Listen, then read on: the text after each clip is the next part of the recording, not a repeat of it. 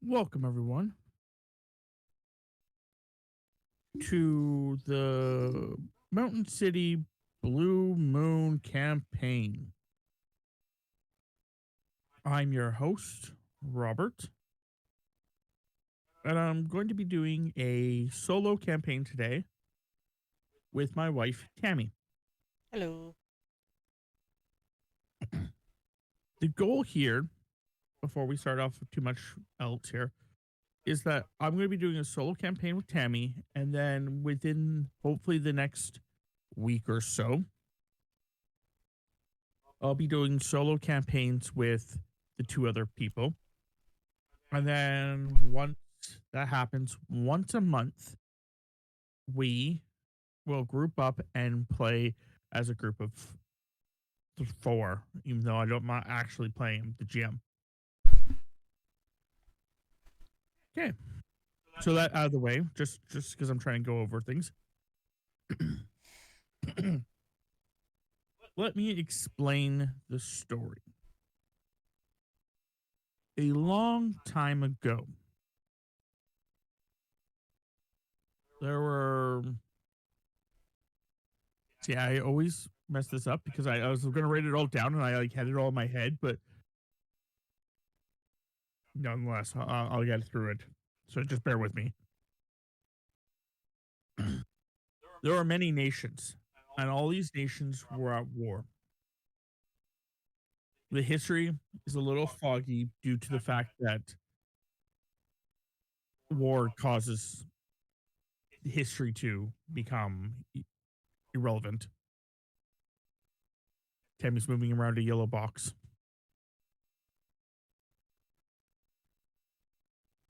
Anyway, so all these people one day came across this area after worshiping to their gods, asking them for some way to escape this endless war. So the god gave them this city. This city is a mountain, literally. It is a giant mountain with biomes that should not work together, but they do because of magic. And these people, all the ones that basically refuse to fight this war any longer, move to this fortified mountain. It had slag. Which one's the ones that point up from the ground? Stalactites or stalagmites? Mates, I believe. Okay. Well, we're going with this. They had stalagmites as like a impassable barrier.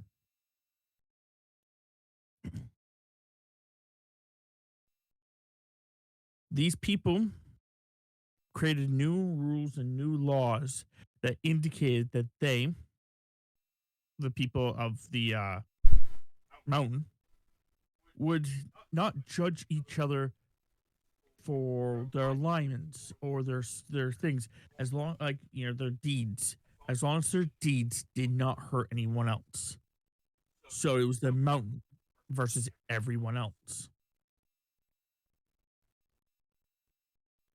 This nation, protected from this endless war, start using their abilities, their magic, and their gods to make a society that no longer has the same problems as everyone else. Then one day, the moon turns red, and everyone huddles in their houses, scared that they may have pissed off the gods and their wrath is going to be endless. But that's not what happens. A visible gleam covers the sky as a protective barrier. The mountain city is protected. And as they watch, 1 year of their lives, they see 1,000 years of war outside their city until the war just stops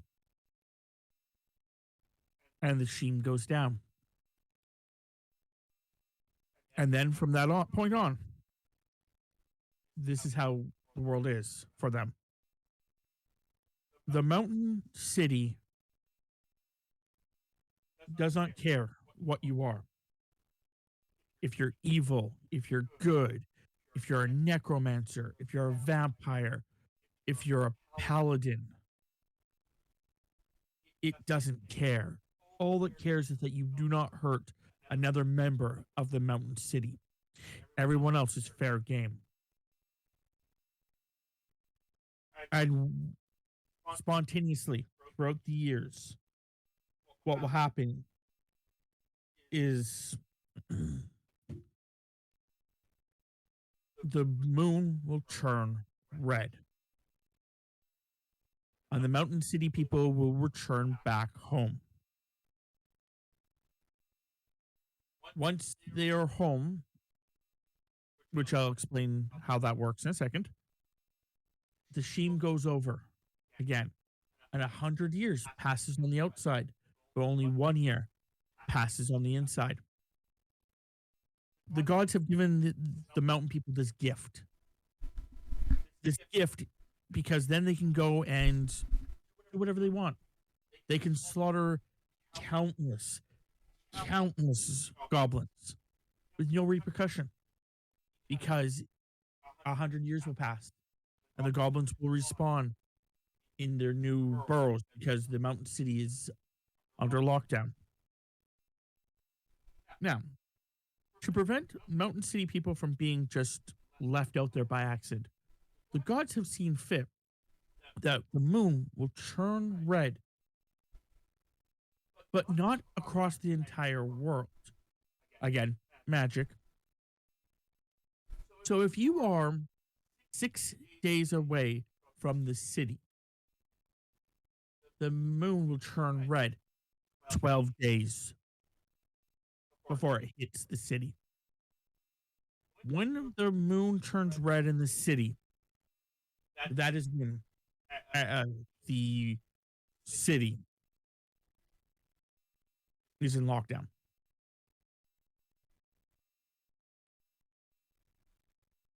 This has been going on for generations. This has been going on for so long that no one remembers when it originally started.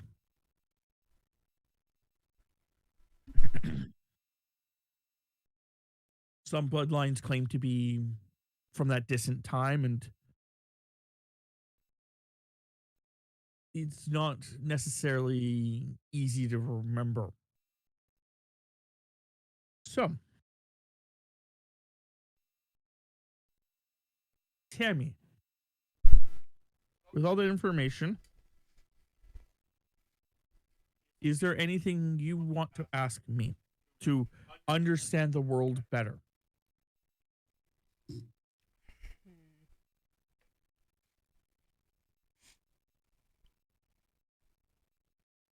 Are non mountain people allowed to be inside the shield sheen after? That's a good question.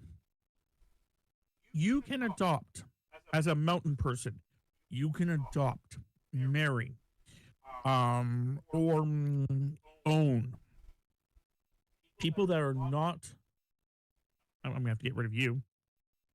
Hello, bot. I'll kill you in a second. We're gonna take you back and treat you like old Yeller. You can take people and make them into those three things: a pet, basically a indentured servant kind of idea, a wife or a like child, and then they would be granted the same benefits as any other mountain person.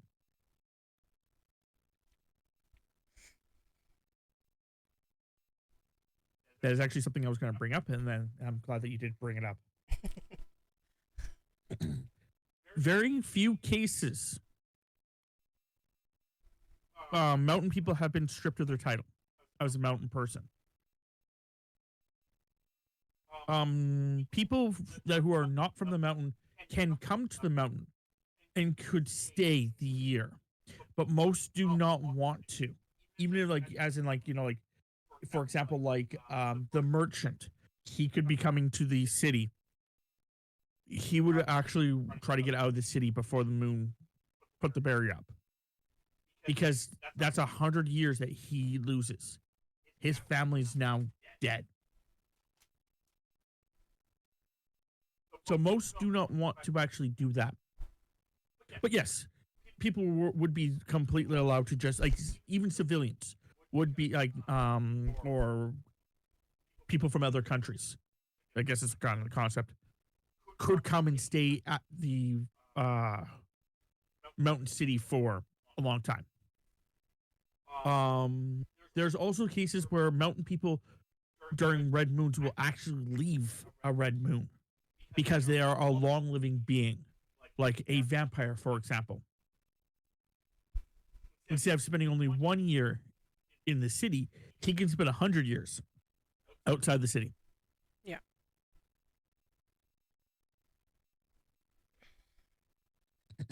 But he's still a city member. On that note, you do have a banner. It is given to anyone that becomes an adventurer. And that's the other thing I'll have to bring up. When you're an adventurer, you actually have to be registered as an adventurer. They mark down who you are and stuff like that, because the concept that when you leave, and if you don't come back for the red moon, they have to mark you down as missing to let your family know, obviously.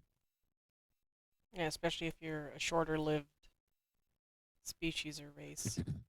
Yeah. So you do also get a bandana. Basically, it's you can wear it wherever you want to wear it. Where they come in many different shapes, sizes, but it indicates that you're a city person. Some people will actually treat you poorly if you go into their place and they're like, "Oh, you're a mountain city person. You think you're better than us." But not everyone does that. Some people just don't care. But if you see someone else with that symbol on them, you're not supposed to attack them unless they attack you first. Most people in the Mount City have it good. Like, think of it as this way. You're a necromancer. You have been for generations trying to live forever. And here you are constantly being attacked by people who, honestly, you don't want to deal with. You hate them. You just want to, like, sit in your little thing and live forever, read your books, whatever. In the Mountain City, the paladin of lawful goodness will walk right past you, wishing you a good day.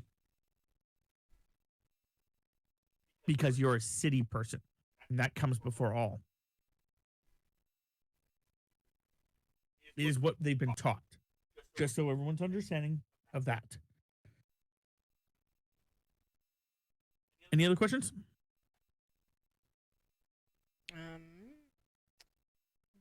Me, I don't think so.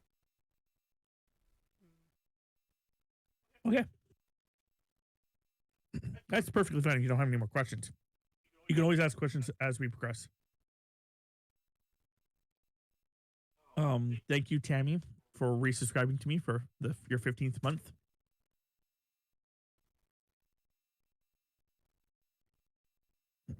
I think it's actually kind of interesting because you're actually, like, despite the fact that, you've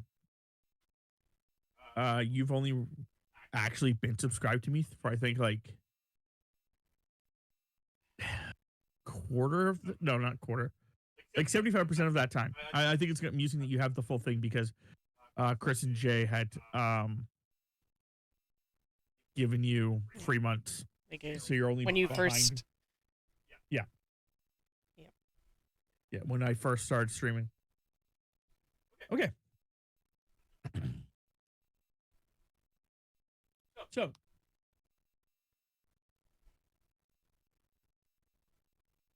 that actually is telling, even though it's on my screen right now. Family Panda 15 months. Cool. I'm glad that that's actually working. So, Tammy, I know Tammy's character. I know mostly everyone's characters, the three that are playing. Um, but I'm making this all up as I go, just so everyone's aware. I generally have a loose idea what I'm doing, and very loose at this point. So I'm letting them decide where they're going with their characters. So we're going to start further behind with Tammy because of how her character is going to go. So Tammy, you have this flash Okay. of bright light. You see your mother. She's doing what she always does. She's sitting in front of her big, thick oak table with vials and chemicals and beakers and all the other scientific stuff that you're not allowed touching. She's got that sprawled all over her table. She's so tall, though. And as you run up to go give her a hug, you're intercepted. Okay. This pale skinned,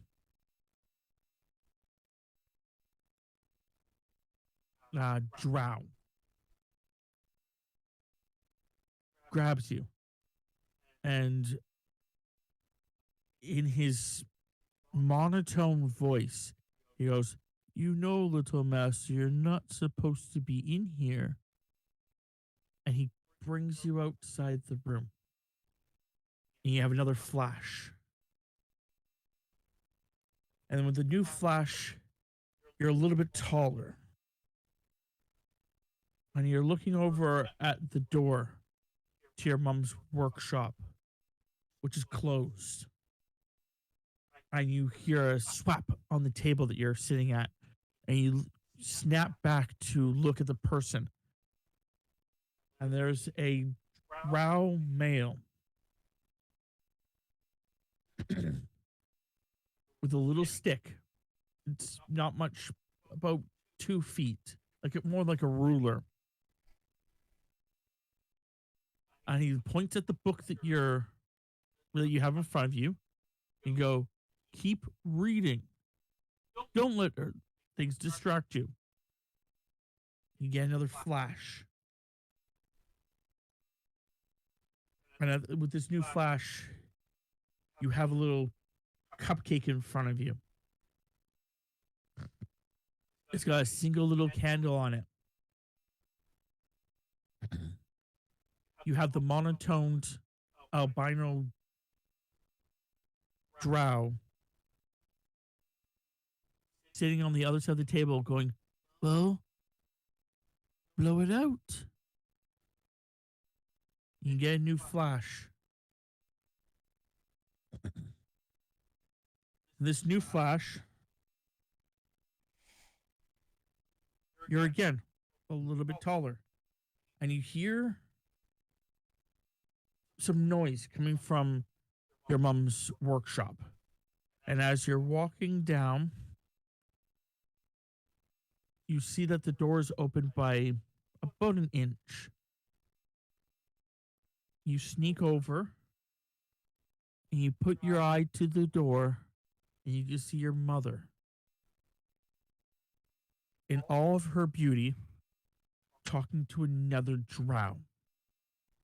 This other drow is speaking in Undercommon. Your mother is speaking in common. Due to the dismay and overall displeasing form for this drow. The conversation is in the middle, so you don't know quite what they're saying. But the drow female says that she cannot give your mother any more drows. The council is starting to wonder what is happening to the children. And your mother is telling her, then get me some from outside the walls. And then the drow is informing her that it's not going to be so easy to do. But that, in all truthfulness, your mother has a drow. And she looks at the door. Your mother looks at the door too. And she then comes fast paced towards the door. And as you take a step back, the door slams in front of you. And you get a flash.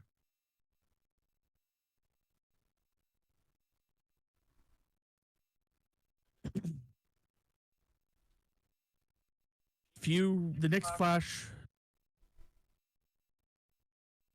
is the next few flashes are things of like you having enjoyment, playing with friends, and the albino drow. But out of all these visions and all these things, your mother's face doesn't appear a lot. And definitely does not appear outside of her lab.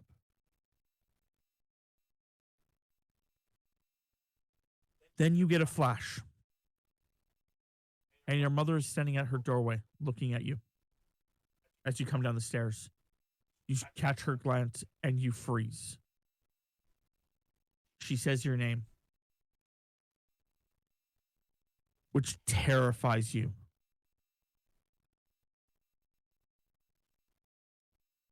She tells you to come to her. And so you do. She then brings you into her lab, a place that you've never been allowed to go before. A place you've snuck into many times, but always have been punished for doing. But now you're inside. Every bit of your body wants you to run.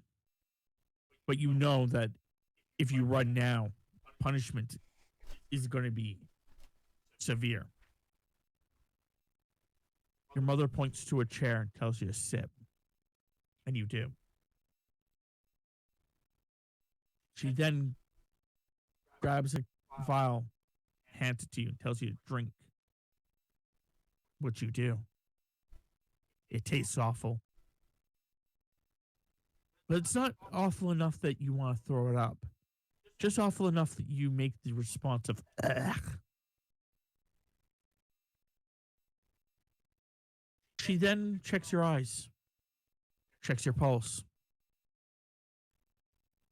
takes a blood sample from you, and tells you to go. And this, after flash after flash after flash, it's mixed with playing with random friends and your mother in that lab. The joy of throwing a ball with the albino drow. And then the taste of the vile liquid. Different each time, colors, tastes. Sometimes she makes you run and spot. Sometimes she tries making you climb a wall. But nothing.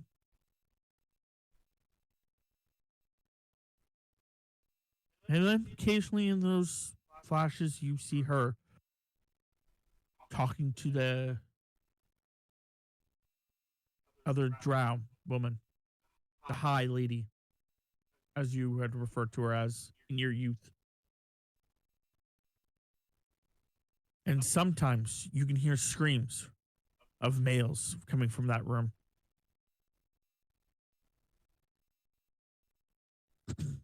The few times that you got brave enough to investigate, your mother was doing experiments on drows, males mostly. Due to their ranking in society, it was easier for her to get males. You don't think any of them are from the mountain or were from families that sold the child.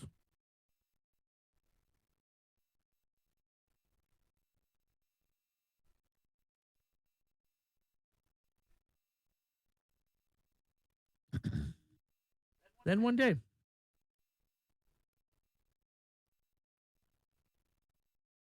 you meet a girl. She's beautiful. She wants you to come with her to a party. You've never been restricted to the house. You've never been restricted to an area. So you've never asked your mother for permission. So you do. She brings you to this area and it's a drow party. Mostly everyone there is a drow. And you're happy. You're dancing with this beautiful lady. You're almost an adult. Little does this girl know that your birthday is very much coming up. Or did it pass? Either way, it's somewhere in this month. As you dance, you with this woman, you lose track of time. Your thoughts become cloudy. You can see everything, but it doesn't feel like it's your body anymore. As you're spinning and dancing, you're realizing there's less and less people, less drows, almost no drows, only 3. Have there always been 3? Could there have been more? Were they all illusions? What was that liquid she was giving me? Why can't I move?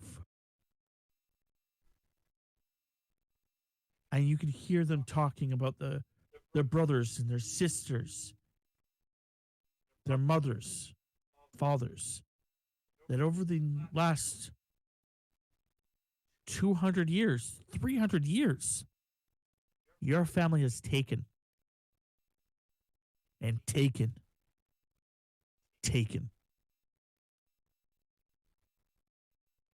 And your mother and your grandmother have done experiments on. Awful experiments. For what? They claim that they're not from this world, this planet, this reality, this universe. Yet here they are, afforded the benefits that the mountain has given them. No, not many more. It ends now. It ends with you. As the girl pulls out a knife, all you can picture, all you can see is the anger on her face. The blades shine, and you can feel the fear inside you.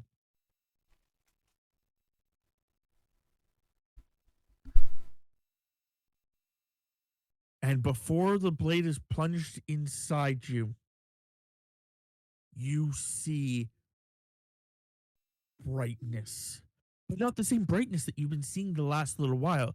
No. You see the brightness of an explosion as the door blows apart into thousands of pieces. The three drow, their expressions have just changed from anger to fear. You can barely move your head, but you know who's come. You don't know why she's come, but you know it's your mother. And she is angry.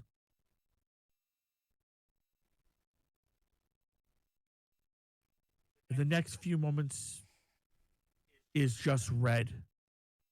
And you're not sure if that's because of things, magic your mother's using, or the blood of the three drows that are just spilled everywhere.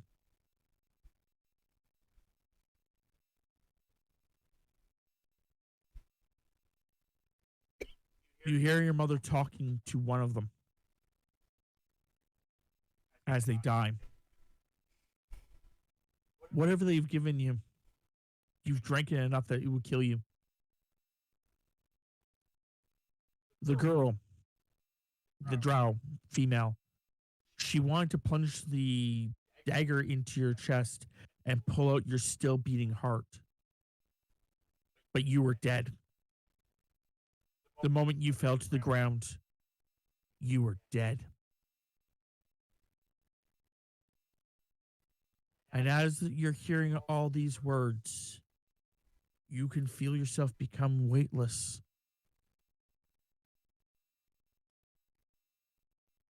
You can see the sky above you, the bright lights of the stars. They're calling for you. And as quickly as you were there, you are no more. Everything is now dark.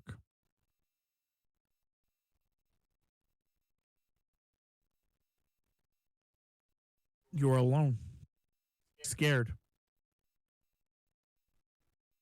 Then you can hear a voice. Barlim. Barlim. And then it screams your name, and you know who it is. Your mother. And that voice, that wave saying it, you jet awake. You've been a bad boy. You will be punished. You awake cold, freezing cold, but on fire. And itchy and in pain. You fall off the table that you're sitting on. You scurry to the corner. You look back at your mother, scared, terrified. What have you done? Why is she mad? You swear you've been a good boy. And then you realize it. And I can't show the picture because my streaming software is being bad. But you realize it. You're on the roof. Why are you on the roof?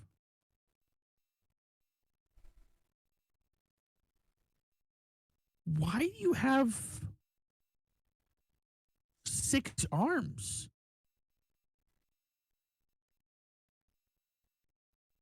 Why does everything feel different?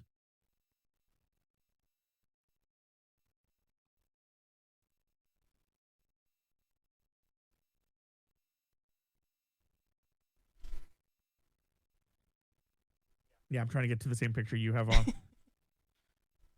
But my streaming software is kind of giving it to me. I just have to just be a little bit more.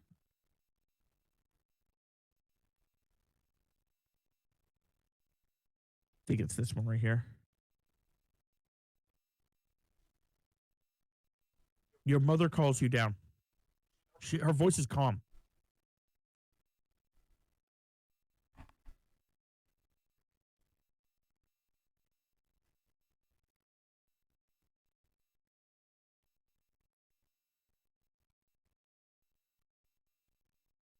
Okay. Well,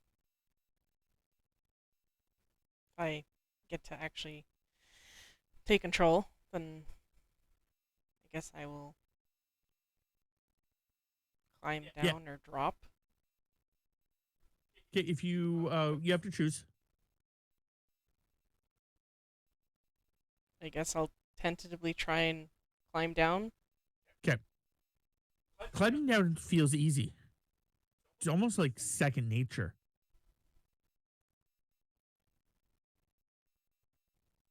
Hmm, confused, but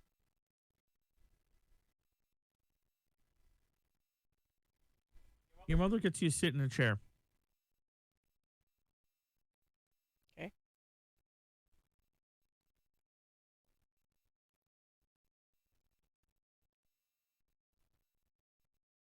While you're in your chair, she takes some blood from you.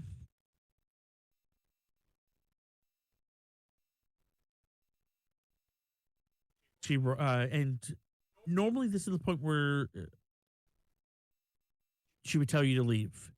You have never left early before because she gets mad if you leave too quickly. But this time she doesn't ask you to leave.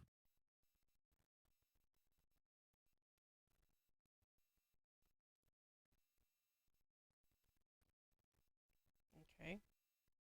Well, I guess I will sit there until she tells me to leave. She tests your blood. You can see it. You can see the disappointment on her face.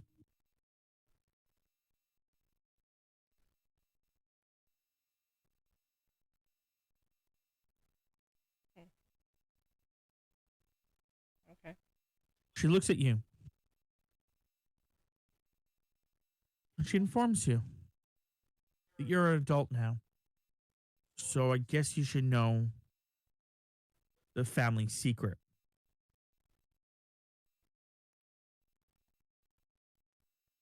A long time ago, your grandmother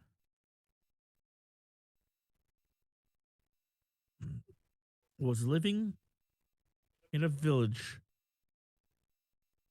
studying and becoming a great scientist.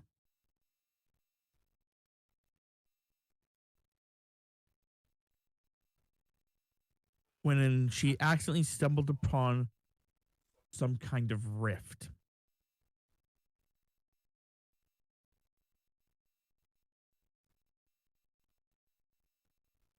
She started studying the rift. However, something happened and she was teleported into the rift.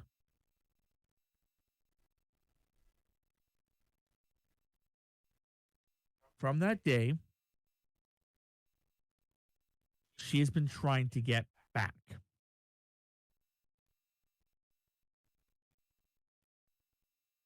She spent many years trying to get back before she had me. You've never met your grandmother, by the way? Just I forgot to bring that up. Okay. So, after many years of trying and failing, I took up the mantle of trying to figure out a way for us to go back to our home universe.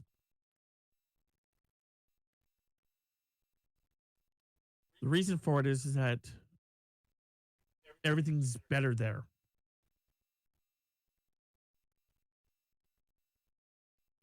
We're stronger and more worshipped. We have a higher standing there, and that's our home. Our name means something.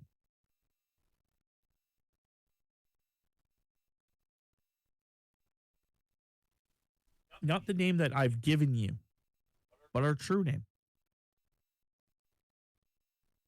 One that no one knows of.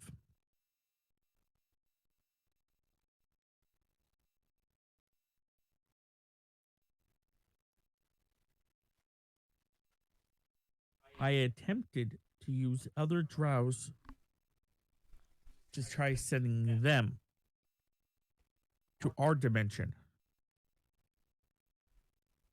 but it did not work.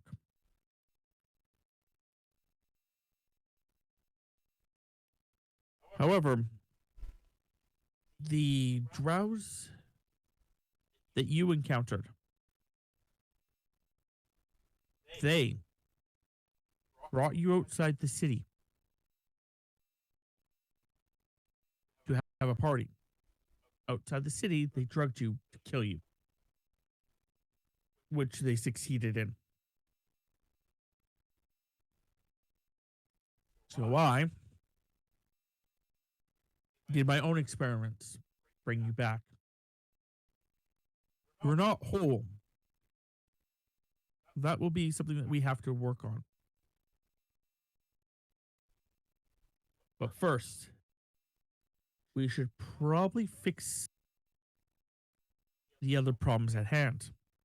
As she points to your extra arms.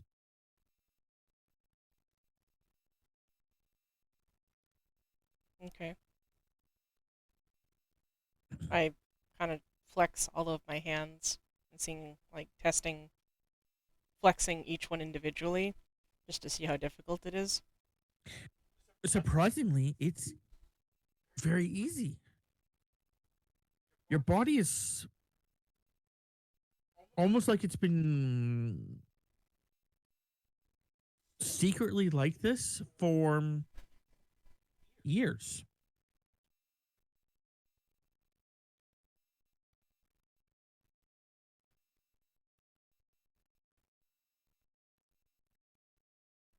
My brain is just being really dumb with its thoughts right now. Well, Well, you're getting older and no. things start sprouting out of places. Really? You think 4 extra arms? Ah, yeah.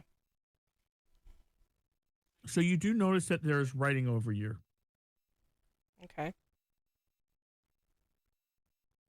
Turn my hand and arms over and give myself a look over.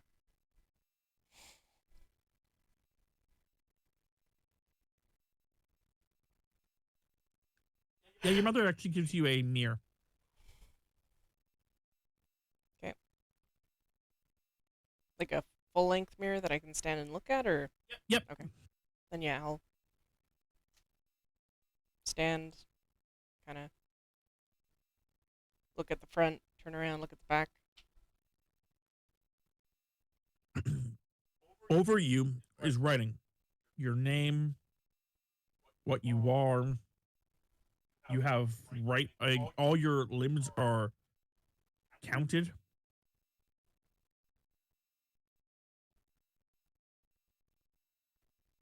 Which, if I'm not wrong, it's actually even your feet are counted as one of your arms.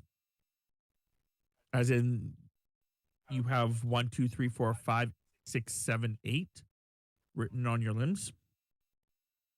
Hmm.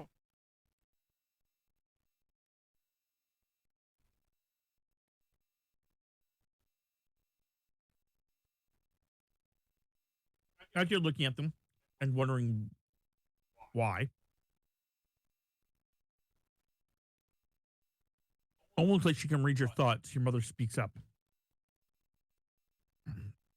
When you were younger, she was trying to do experiments on you as well, giving you those vials. She was trying to turn you into a spider person.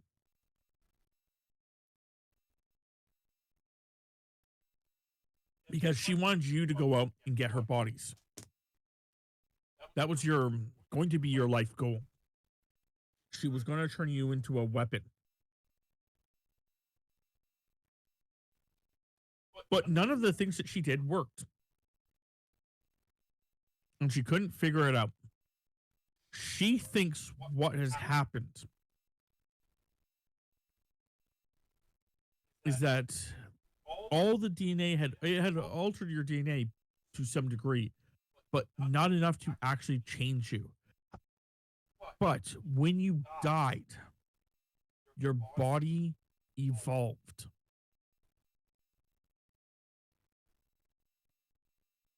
And when she was going to churn you, bring you back, she wanted to make sure that your limbs would stay.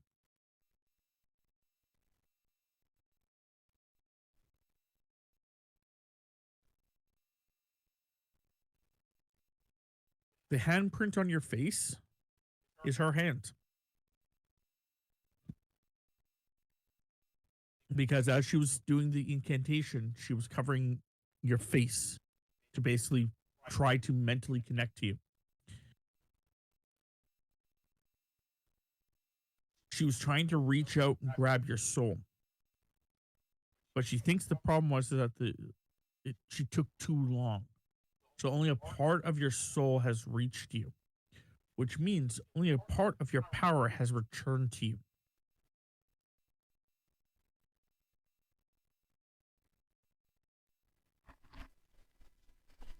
So for the next little while, your mother will demand that you stay in her lab. She has a room for you there. You are not to leave her lab. Any symptoms, feelings, anything must be told to her. You are her test subject for the next year. After which, she will send you to the underworld to reclaim your soul.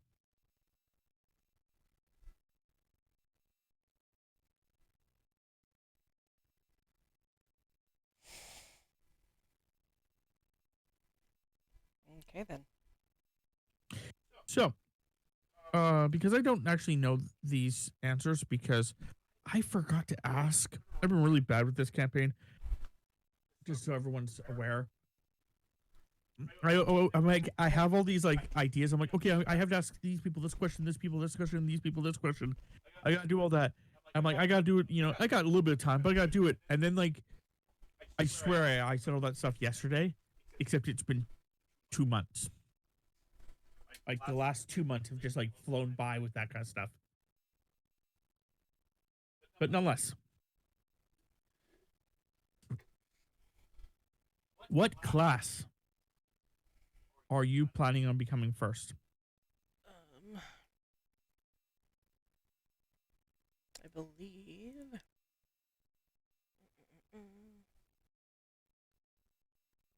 I thought I bookmarked it here. Pretty sure it's called a Shadowcaster. Interesting.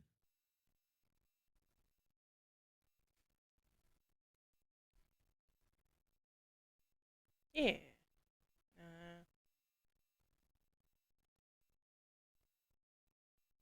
Yep. Okay. Some of the things I don't need in it, but majority of the things are very interesting. Okay. So for the next year, your mother will basically be teaching you how to become a shadowcaster. Okay. Upon also teaching you how to be a shadowcaster, she also figures out a way for you to hide your arms.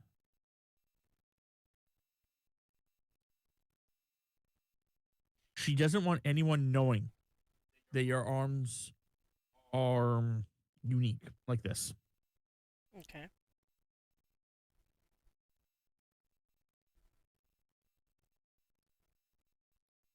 Not not sure if that worked on my end or not, or if we're just gonna have a point where you're not gonna have a character. So you can get to your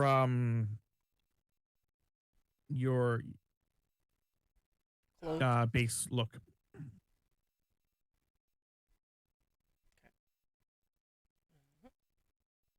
Change.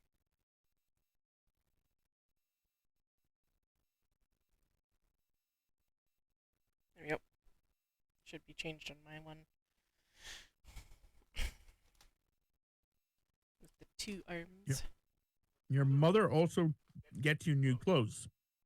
Ooh, actually it worked. Nice. Hooray! As soon as I said get you new clothes, I almost do. Your new clothes cover all of your tattoos. Except for your face tattoo, obviously. Your arms aren't fully hidden.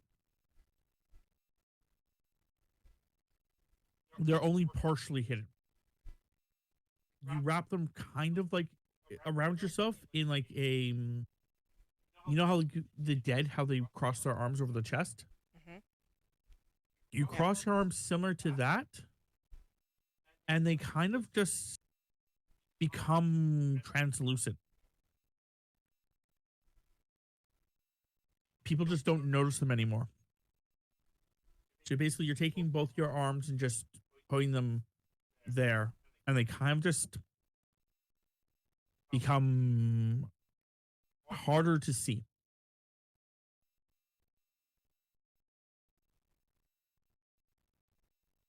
So I'm guessing you're upgrading your character right now. I can. Yeah, you should. You did theoretically level up. Give me candy, get a level. I'm no longer level 0.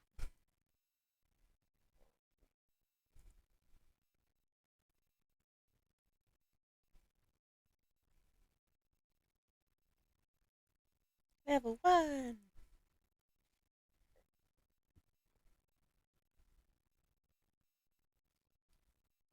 Yeah, I picked Shadowcaster because it had some really interesting abilities regarding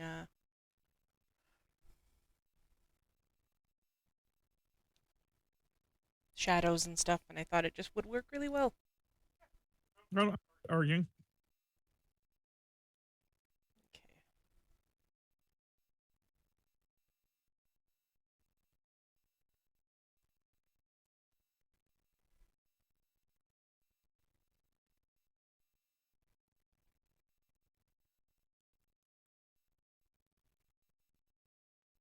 Okey-dokey, what am I doing here?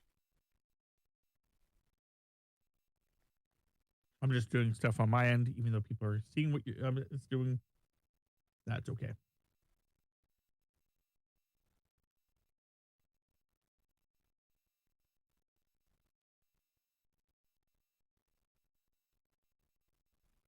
Put you right there. Okay.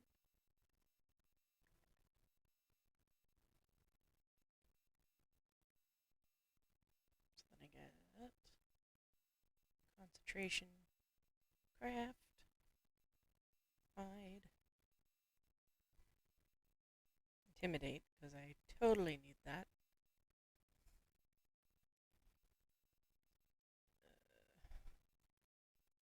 Jump, knowledge, arcana, the planes.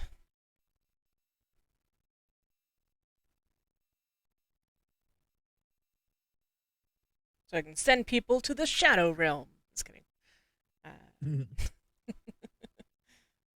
Move silently. Because shadows make no sound. Profession. Spellcraft and spot.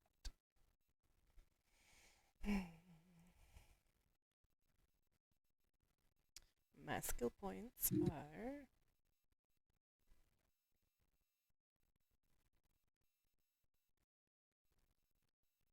it's 2 plus intelligence, which sucks for me. I guess +1.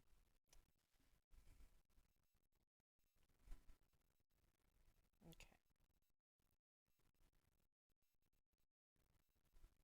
For all those that were wondering, the reason I was doing at the beginning with Tammy's backstory, where I was actually taking full control of her little story, is because I, one, talked to her about that, and two, it was all supposed to be a concept that her character actually started the moment she woke up from death.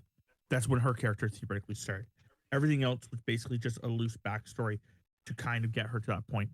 I do know that Tammy actually had more or less wanted to go down that route to begin with.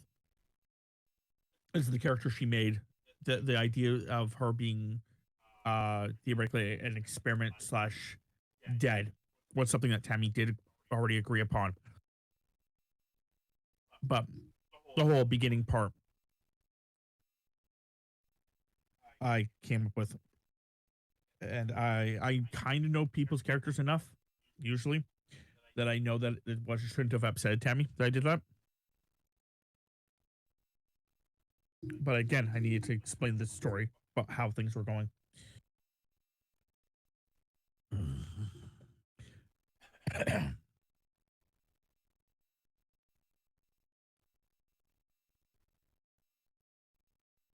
Three,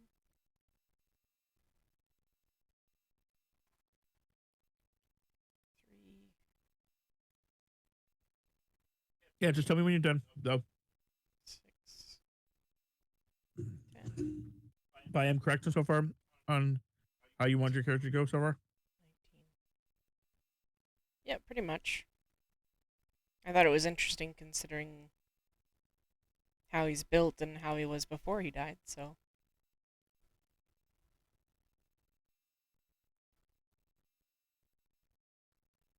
So I have 24 points. I'm at 19.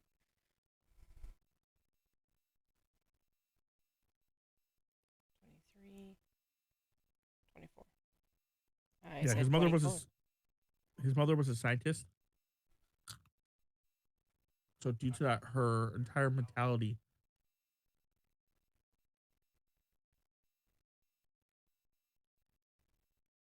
is more of an experiment. Um, Waste Tammy does have points. friends.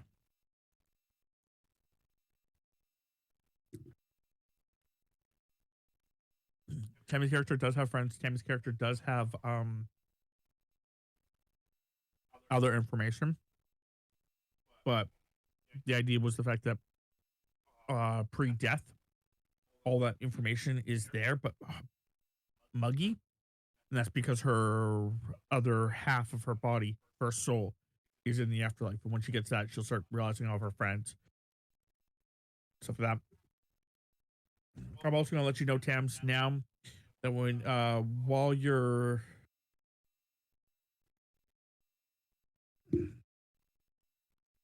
um while you're without your soul, all your rolls are going to be at a -5 or 10.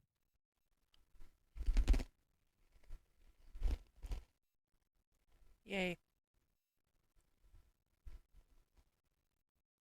I think probably just 5 for most of them. I don't want to punish you too hard, but yeah, we'll see. So, how's your character going? Um, Yep. mm, just reading up on the two things that I get at first level. Okay.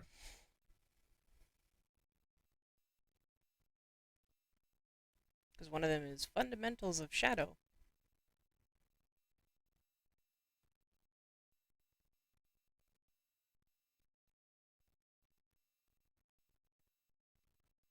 Begin with 3 fundamentals, gain additional ones at certain levels. Oh, good, it's charisma based. I think that was another reason why I picked it.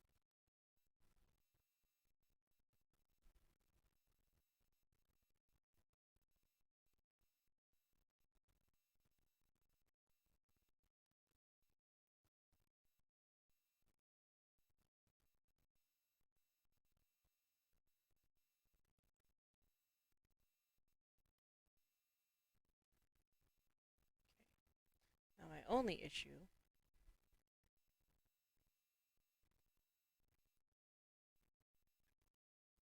is I need to know.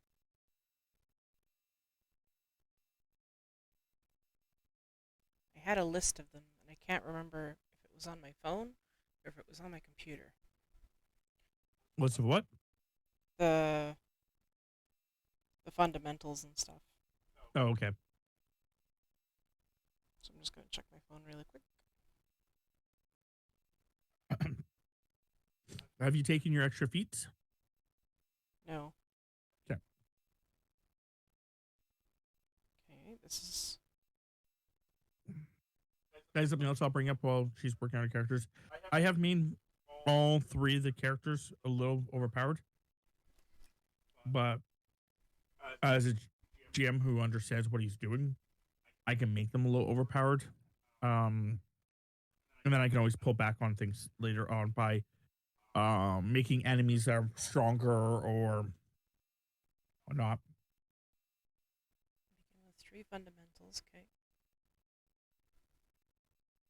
And then, okay, I did actually have it on my phone. Hooray! Okay. Some of these abilities are also a little crazy.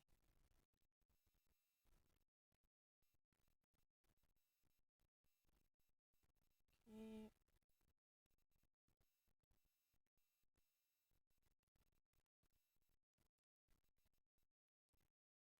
Fuck. The muscle in my one arm is just a little sore. Ugh, Probably from shoveling. probably, yeah. The only thing that really hurts on me is my knee. I can't tell if that was from shoveling or just the really crappy sidewalks. Yeah. Why is that non-lethal damage? It just seems really silly.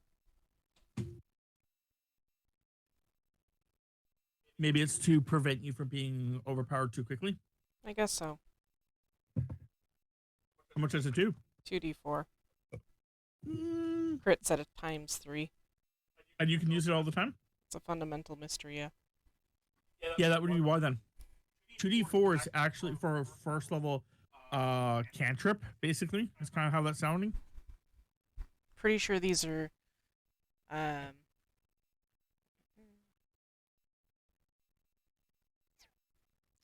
scroll down. Because if they're like a cantrip, 2d4 is quite a bit of damage for a first level character. Especially if it crits on attack. It's the only thing that is an attack thing, by the way. Interesting. So if I got that one, would it be... I just wouldn't be able to kill people with it. I could knock them down and then stab them. Yeah, you can knock motherfuckers out with non-lethal. Okay. And then I get one apprentice mystery.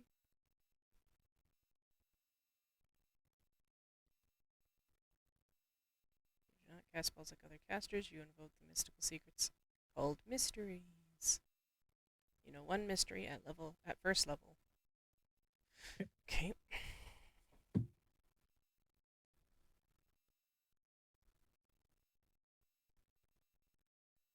Okay, so I'm gonna take for my level 0s Arrow of Dusk, which is the non-lethal attack spell. Yep. I'm gonna take Umbral Hand. I also like how these spells sound. It's literally Umbral Hand is like the spell Mage Hand, but it can lift heavier objects and magic things. Oh, cool. And the other thing is, I don't know if I will, because I'll get more of these ones. I can take one that gives my I can debuff someone giving them a -1 on all attack rolls and dexterity-based checks. Interesting. Or I can give myself a hide, sleight of hand, and other checks that require conceal of movement, actions, or presence, which is a buff for moi. Or I can give myself a deflection bonus on AC. Cool.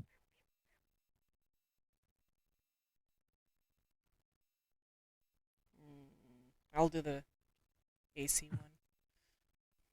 Cowl of Shadow. That is not how you spell that. Shadow. And for my first level mystery, there are 1, 2, 3, 4, 5, 6, 7 of them I can pick.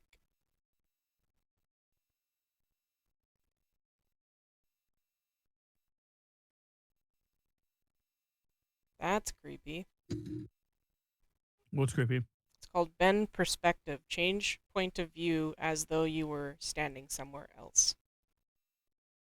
Huh. I would have to read more into it. Like, does it bend other people's perspective to like show that you're, instead of standing, you know, where you're at, and it shows you like 15 feet away, or what? Or is it something like you can use to like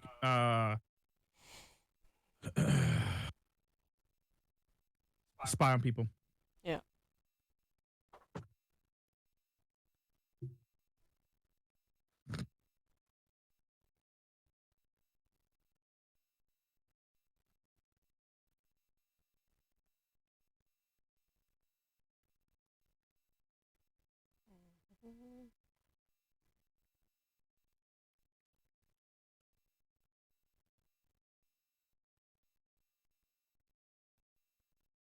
Okay. So of course the apprentice ones are not as cool. The only one that I think is really good is called Steel Shadows. Like steel as in the metal, not as in taking. Okay. It gives +3 armor bonus and +3 shield bonus to AC.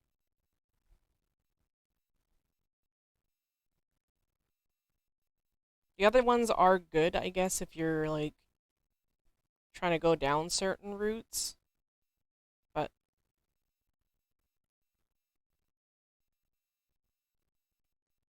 at level 3 though, oh, foes striking you take piercing damage.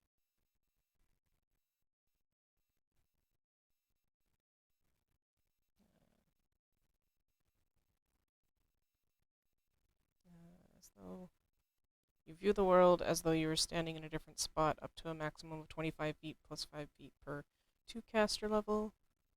You cannot see through solid objects. You can, however, look around corners, over barriers, obtain a bird's eye view of the area, and the like. That's that bend perspective one. Mm. So, really good if you're a spy. I don't feel like I'm a spy, though. You can be whatever you want to be, Tams.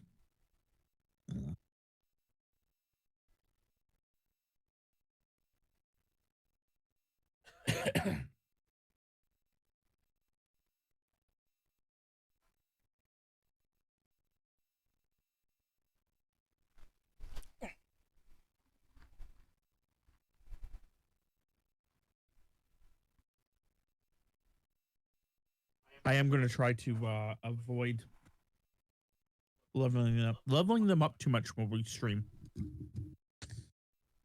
because leveling up does take a bit of time.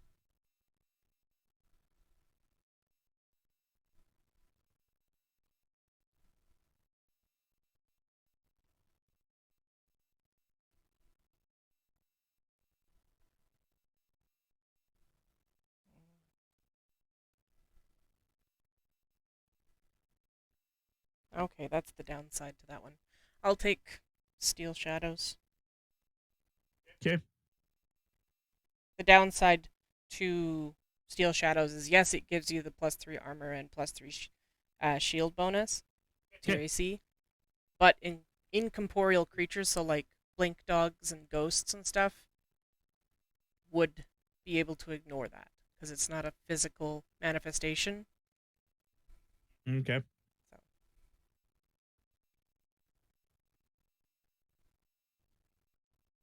okay, I think that's everything. I just had those two bonuses, so. Oh yeah, and I needed feats. Right, right. It was 3, right? Yes.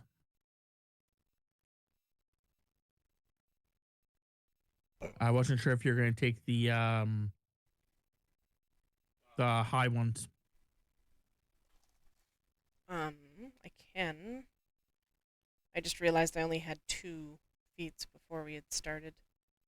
So, Was it only 2 then? That was 3. yeah, it was supposed to be 3, but I don't think. Okay. Yeah, I thought you guys agreed to 3. So they get 3 feats because they were to start off. Then they get 3 feats at level 1, and then from there on it'll be 3 feats every um 3 levels. Yeah, every 3 levels. Jay's already said that he thinks that he's gonna run out of feats he wants. Beauty I feats. I, I don't care. Like I said, I can find ways to make things challenging for people. But I also want them to feel like they're very like overpowered on certain people. Like they just like walk up to a goblin. Oh, that was me accidentally on one card. Cord. But yeah, I want to like be like they walk up to a goblin and just fucking decimate a group of goblins, but then they have to fight like this like old necromancer who just like fucking barely loses to them.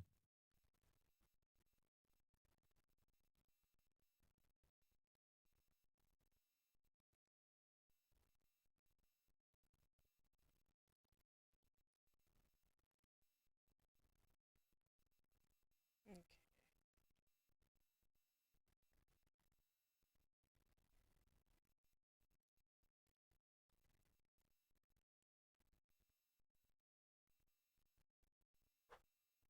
Levitate.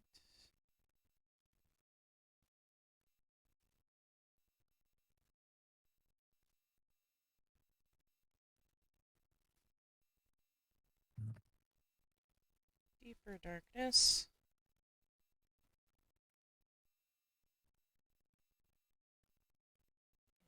And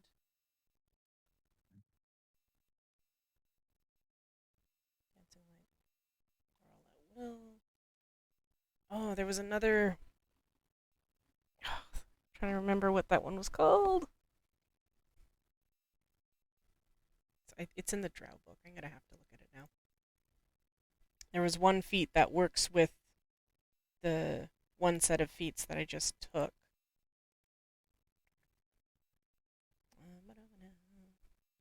Where is it? Drow of the Underdark.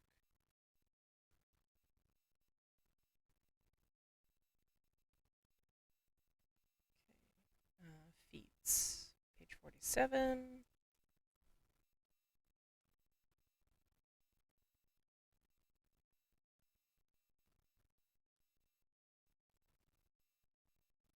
Okay.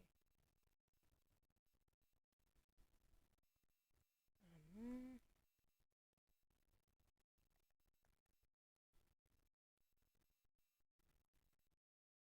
no, that's not what it was. Um,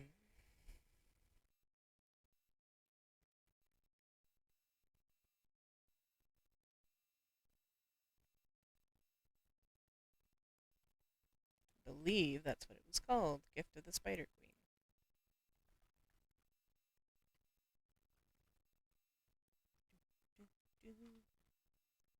Scroll, scroll, scroll. Yeah, that's the one.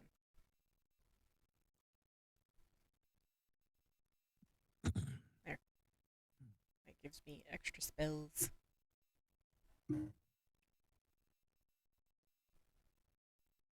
You are being talked to, by the way. Oh, sorry. I. Whoop. Detrius, hello. You are lurking. How many people in this campaign? It is currently just me, myself, and I. There are other people that are supposed to join. They are going to be joining after my husband, Rob, aka the Relentless Undead, who's also streaming it. He's going to be DMing the mission. And yeah, there's 2 other people other than me, so it'll be a total of him plus 3 players. Yeah, I didn't actually look at her stream. So, to be fair, I didn't realize that you had been there for 20 minutes. I I literally have been making sure that I have all my stuff situated. Yeah, I don't have many friends. So, and I really don't have that many friends who have the same time off. So it's been really difficult. This has been like something I wanted to do like 3 years ago. And I've wanted to have a party of 4. However, getting the 4th member has been quite difficult. So we were going to go with a party of 3.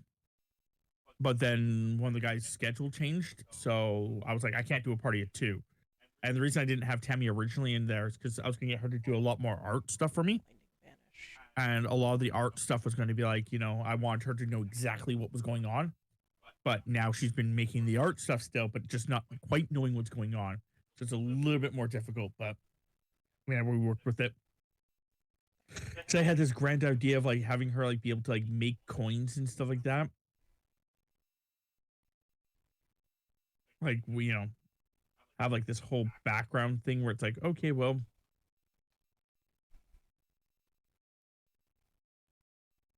oh no, I don't want to cut, but no less. HM01 it. Snip, snip. Okay, I'm done. My feats are all put together. I have all my spells written down and my mysteries and all that. I'm a real boy. Why did you think? Why have you stopped responding? Uh-oh. There we go. I was gonna say I had nothing.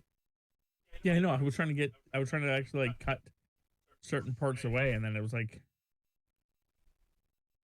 I was just trying to show people what I could do. But apparently it doesn't want to. Evil friends moving away. Yeah. We had a couple friends move away too. And when they moved away, um, we started just playing. Hold on. There. I'm sorry for crunching sounds. I'm trying to also, make sure I'm fed. I actually have I have some books. I also have a bunch of it digitally, and I also just make up shit. But yes, so Tammy, Hey. hey, stay where you are. Thank you. So, your mom goes through this ritual. In this ritual,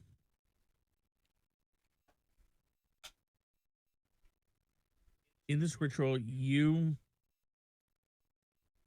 are going to go to the afterlife to actually reclaim the part of your soul that you're missing. Okay.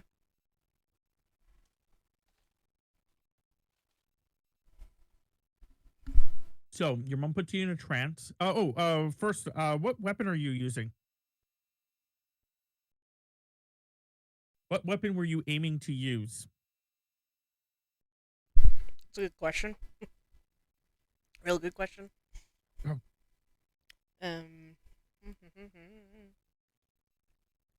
I want to say it was supposed to be daggers just because I could hold them against my body. Okay. But I have to also see what the Shadowcasters get for weapons because I didn't look at that like a bad person. Everyone can get daggers. Simple weapons is simple weapons.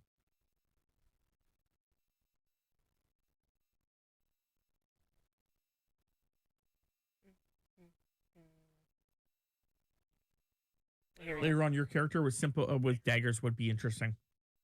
You are proficient with all simple weapons. You do not have proficiency with any armor, any type of armor or shield, as it interferes with gestures. So yeah, Okay. I'm stuck with simple. Okay, simple. That's fine. Are you going to go with daggers? Sure, I guess I'll go with daggers. D&D 3.5e. Simple.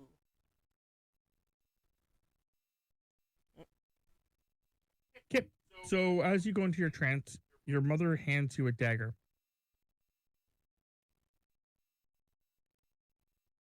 She tells you that this is her gift to you. Hold on to it.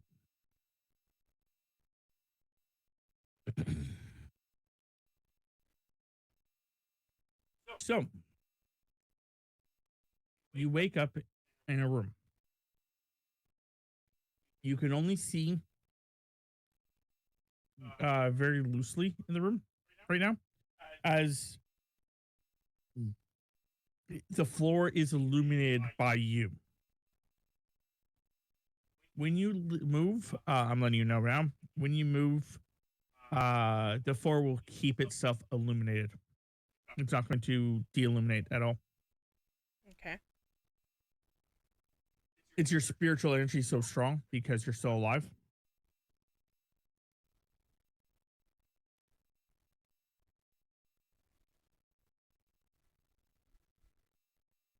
So you get to choose what direction you go in. However, I'm going to let you know right now that you can only move very slowly. You can hear noises coming from everywhere around you, like everywhere around you. Can you? Yeah, okay.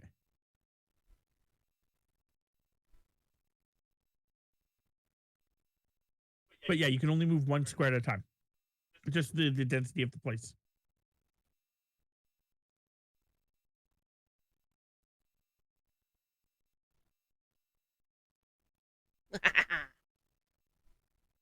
So, where do you move? um, You can move yourself. Then I have to move a bunch of stuff, but you can move yourself.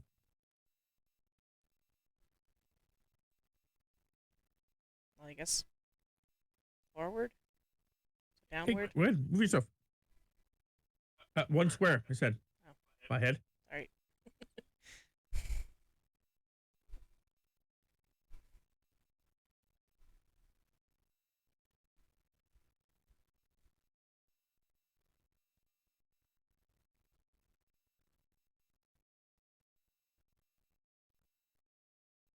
Okay. I can move again. Not yet. Okay. I have to move everything else in this goddamn area.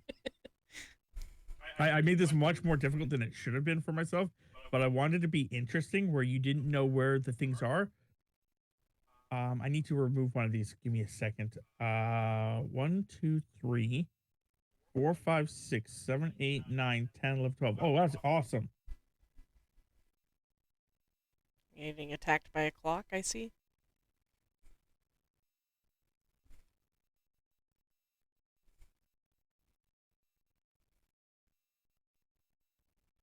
Okay, so you can't see that. That's awesome.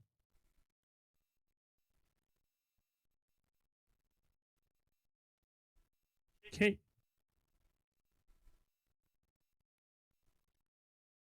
This is just going to take me a bit because I have to actually move each one of these people individually.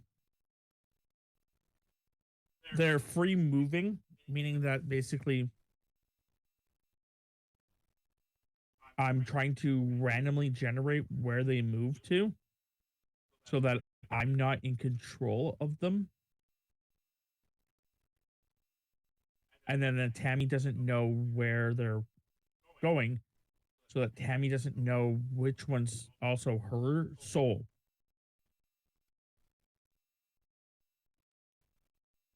So I even rolled for that to be random.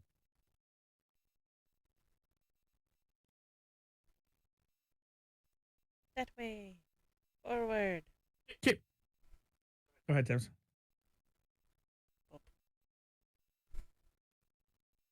I should have figured you're probably going to go that way.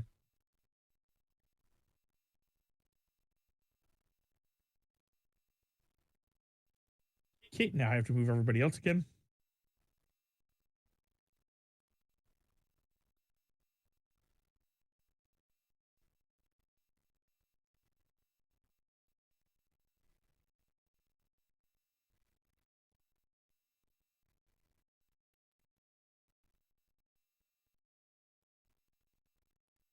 Really weird how this dice I'm rolling likes to roll a lot of like sixes Hmm. to D8, but it likes to roll a lot of sixes, so the enemies are moving. A lot of them are moving away from you. Rude.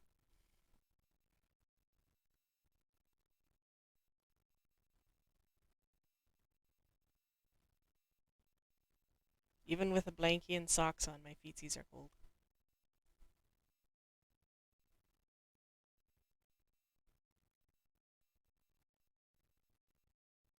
Okay, you can move again, Temps.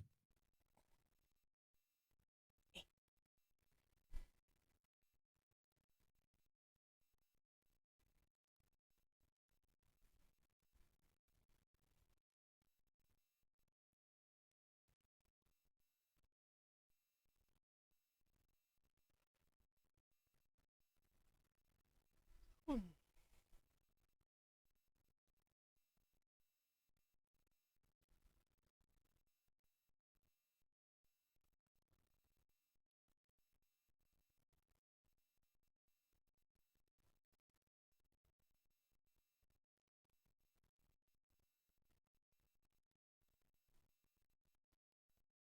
I do have an idea on how to make things a little bit better for her as we progress. It's just until it actually happens, kind of irrelevant. The idea is the fact that when she actually is like, if she were to want to go to the starting spot where she actually started this whole excursion, she can move there in one turn. But when she actually is trying to push the fog of war out of the way, she can only move one space.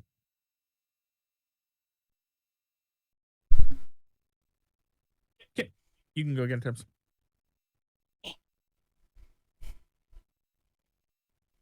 The reason is just because I'm trying to move the enemies as well, so I'm trying to have it so it's a little bit easier. And eventually, I'll kill the enemies, and then you won't have to move as many. Or they will kill you, and the campaign will be over. 1, 2, 3, 4, 5, 6.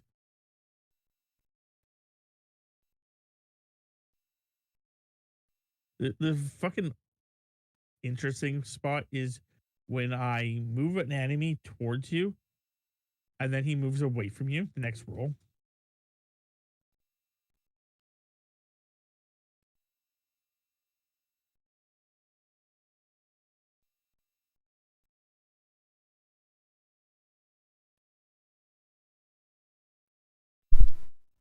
So you're rolling a dice to tell how many spaces they move, and Nope. then no. I'll show you in a second. Oh, I actually will show you. I'll throw something in the middle and I'll show you so that you can see it.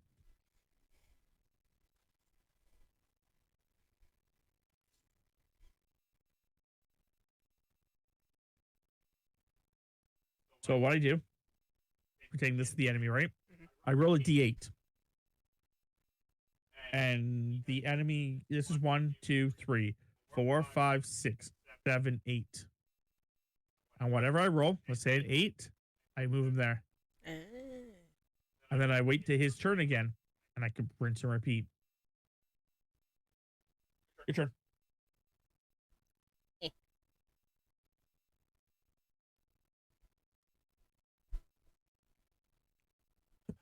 And they can't see, so they don't even know that you're around. They're just mindlessly walking around. And if they can't move because there's someone in their way or whatever, they just don't move.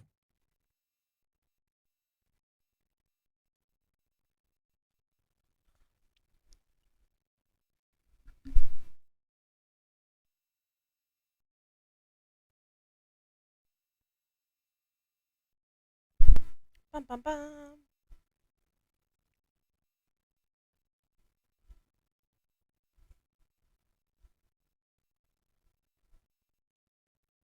So, as you can see one of them.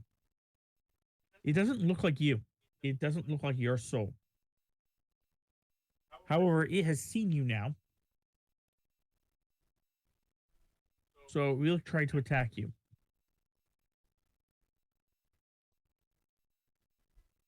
So it is your turn. Am I able to move like this way, or does it have to be up or down? You can move. You can move that way. Yeah, you can move that way. Yeah. Get in the square. There you go.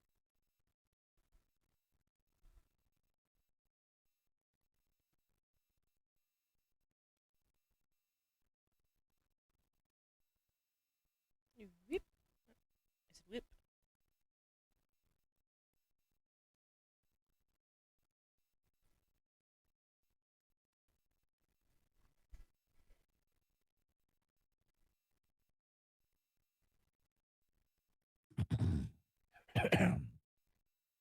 Okay.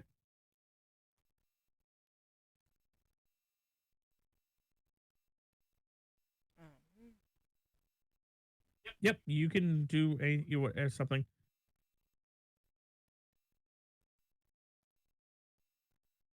But you can't move. Okay. You already did your move phase, Sam. I I mean, thought if you you said it want was good to. for me to go. No worries. No. I was being, you can do something as in, like, you can theoretically attack.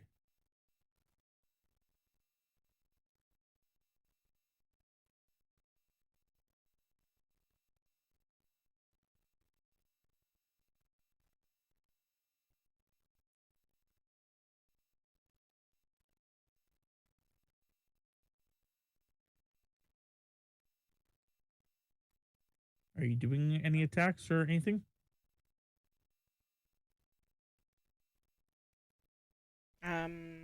If it's pursuing me, then yeah. It will pursue you because it can see you now.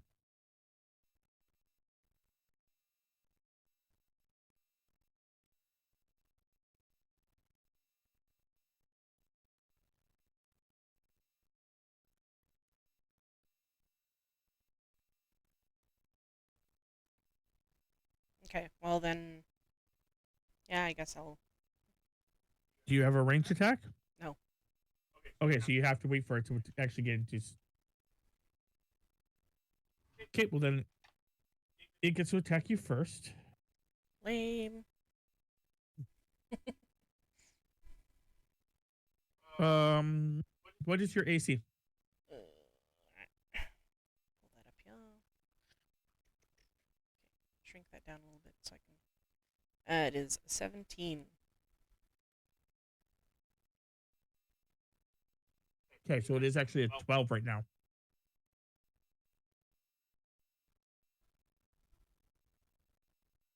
It still misses.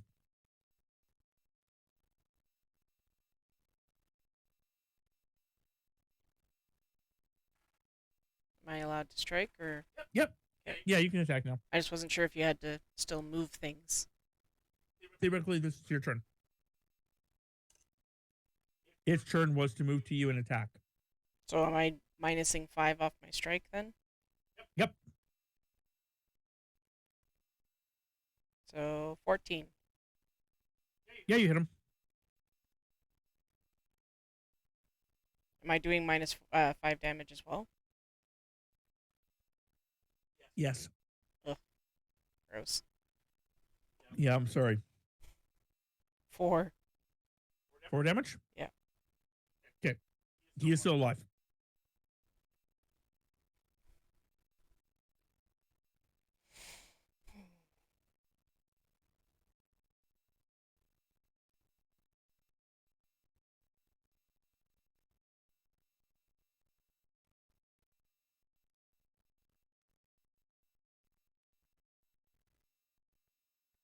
You can see the little -4.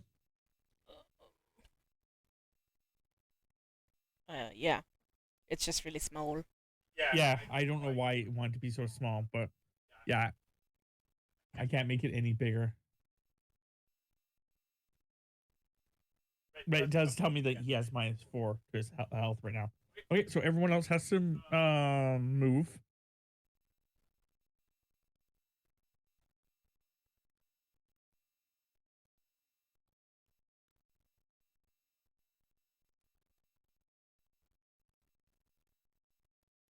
Oh, wrong.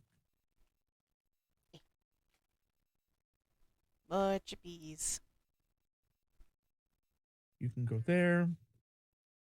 Get You on, can't move. get on to Scooper. You can go there.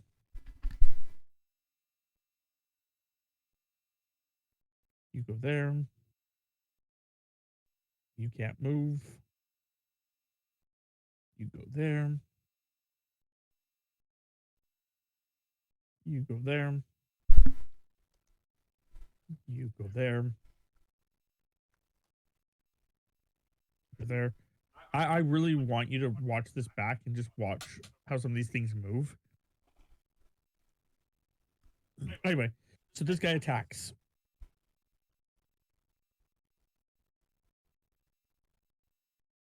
He does hit you.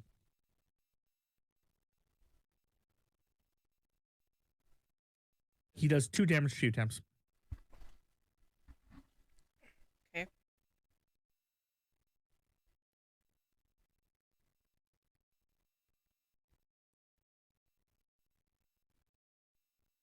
So just so you're aware, he does 2 damage to you. Mm? Yep. And it's your turn now. I was gonna say I put a little -2 on Ooh, myself. hey, you did. Cool. You can actually put your full health if you. Actually, no, I like that concept because then it tells you how much damage you've taken, so you can keep track of it, but it doesn't let your companions know how much health you have left. Yep. Ooh, 15 this time. 15 to hit? Yeah. Yeah, that hits him. For a max damage of 5. Okay. It's fine. It's 5 things 6. He's dead. Cool. Now I have to wait. For the record, yeah, you could have killed him in 1 hit. He only had 5 health. I have to max damage it the whole time. You can move.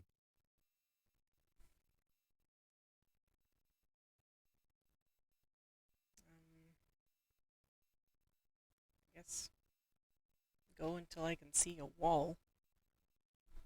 If this has walls.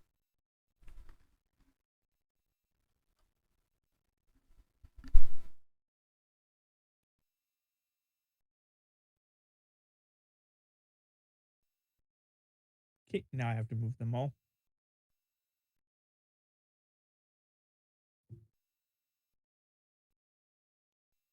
Do you hear anytime I click my mic on and off?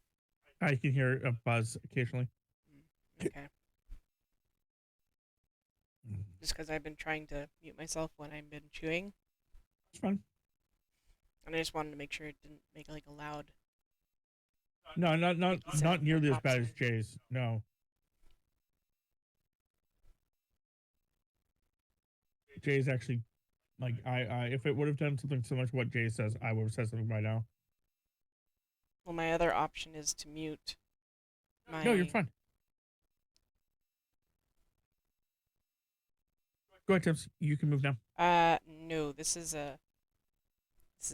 strictly a spiritual area, so I'm pushing through the spiritual darkness currently.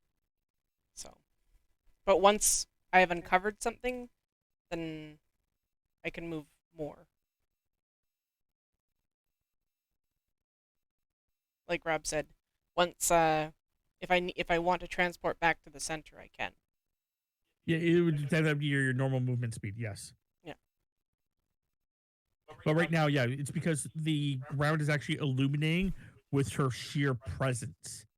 So it's actually the concept that she's battling away. She's in the afterlife, so she's actually battling away death.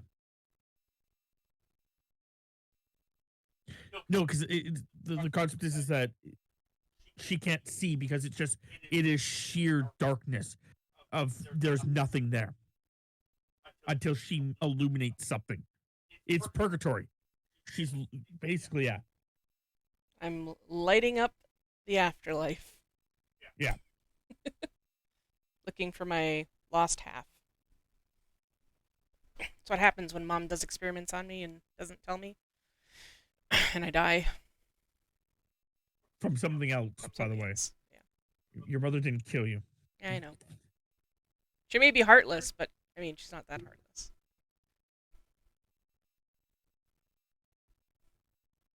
Ah, drow mummies.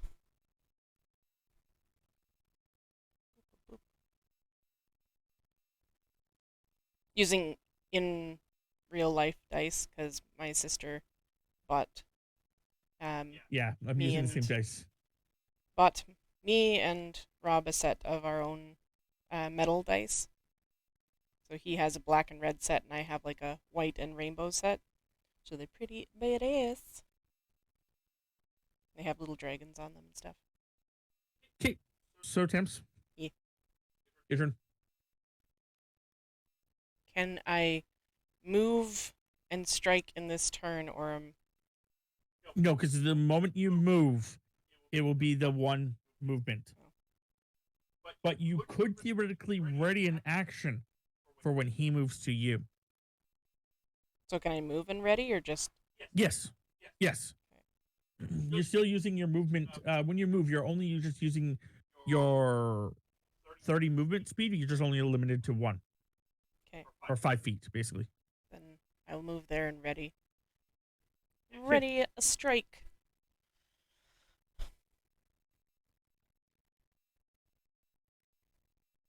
Also, that's the edge. Okay. You can see not really a wall, but you can see something like the drop off, like of nothingness.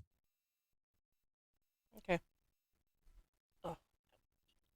How you've been explained this by your mother when she kind of roughly tried to explain it to you is the idea that this is like a plate, and like souls of the recent deceased will wander the plate, and eventually they'll get to the edge and stand at the edge long enough that they just walk off, and that soul's lost forever. Hopefully my other half of my soul doesn't do that. I need it.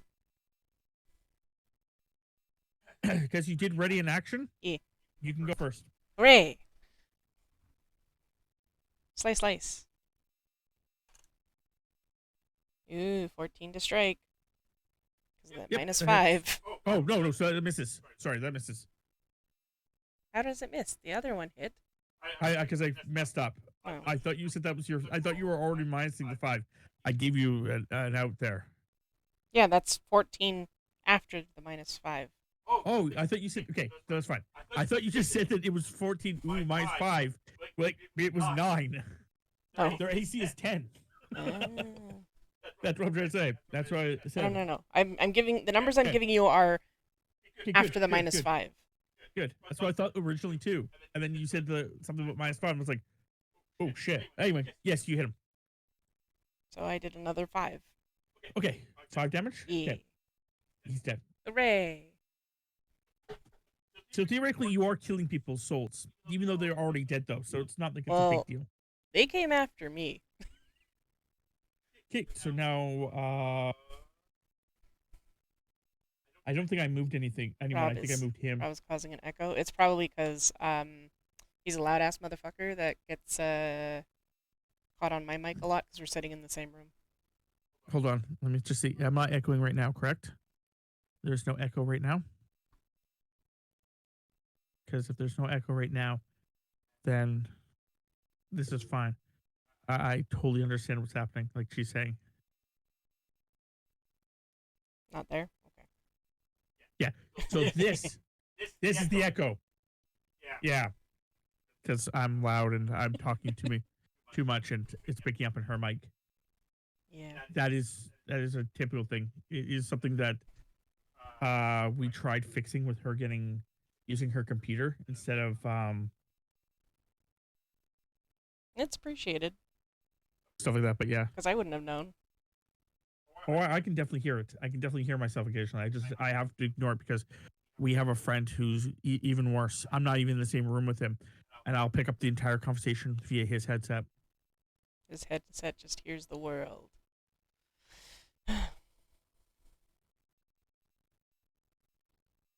Yeah, like it actually picks him up. Like we have two friends that do it. One, he will turn down his headset so that I'm not heard, and the other one, he picks up himself chewing. It sounds like a heartbeat.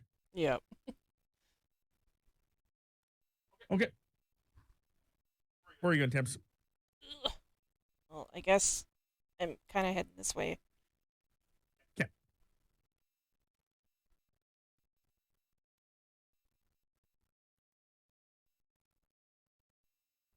Work around the edging.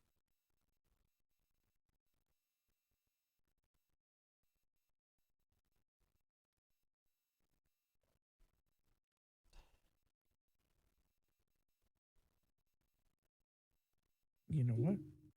I'm just gonna see something here. So is your screen name pronounced Dytrius? That's how I pronounce it, or how I would imagine it's pronounced.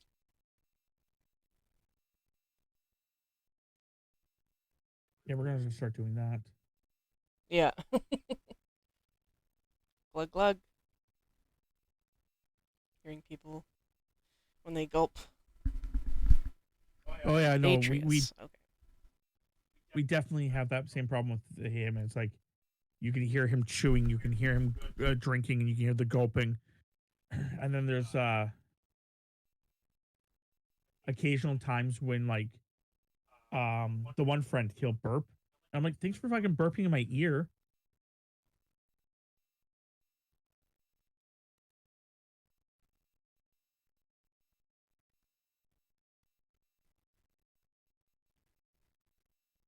I was gonna say just because if when I look at it, I think of it as like I would pronounce it how like you would pronounce Kai, Kai.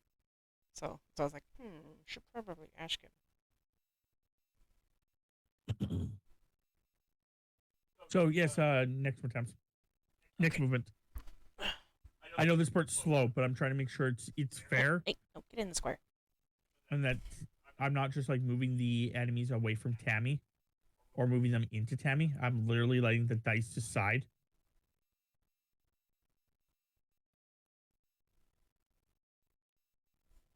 So it just takes a little bit longer because I'm trying to make sure.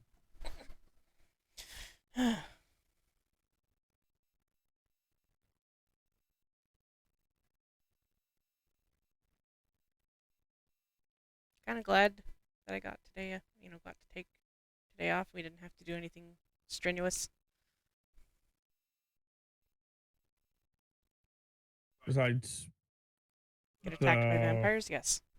well, I was gonna say besides the shoveling. Shoveling sucked. Oh, we're just gonna snow like 15-ish inches of snow over the next 3 days, and it's gonna just compact into a big wet mess. Gross. Ouch. Okay. Hey, get in the square.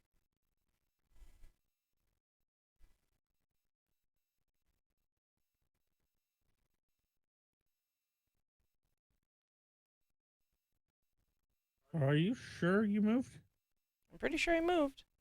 It doesn't feel like you moved. Unless I gave you too much stuff last time. I'm pretty sure you haven't moved. Move one more over.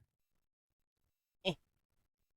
Yeah, that looks a little. Yeah, see, that's how it's supposed to be. Yeah, move one more over. One more? Yeah, I'm pretty sure you're supposed to be one more over.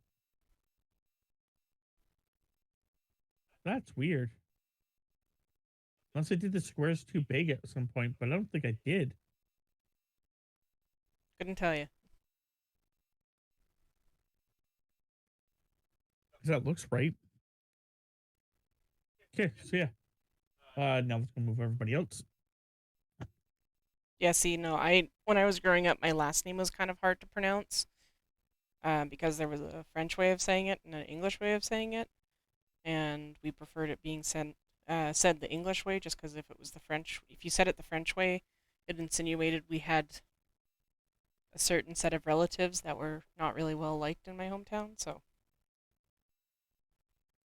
Hey, Thames. yeah, How many times do you want them to make their check before, like, fail their check before they just, die? um, we can just go with the base of 3 if you want. Okay. Well, that one's Hopefully that wasn't mine. actually, I'm going to go 5. I'm going to Okay. go with 5. I'm going to go with 5 because of a reason. But now my last name, it doesn't matter because when I got married, it changed to a completely different style of French name, so it just screws everyone up. So every time I say, when they're like, "Oh, what's your last name?" and then I say it, and they're like, "Can you?" I'm like, I already am starting to spell it they uh before they get a chance to even try and figure out how it's spelled. Because Hey, you can go, Thames. oh,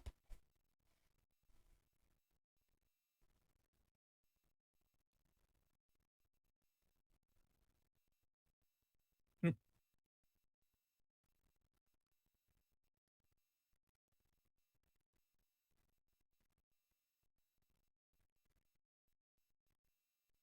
Oh, that one came away from the edge.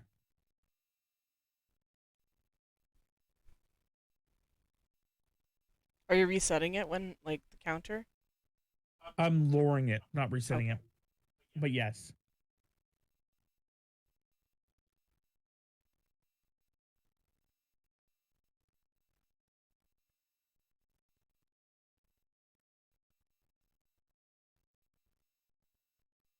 Because I don't want them all just walking off the fucking thing. Yeah. But my argument is if they're actually on the corner for too long and won't like get off the corner, I might as well just start killing them. It's gonna suck if your soul goes over there, but what can you do, right? hmm Just gotta move and Okay, go ahead, Tim's.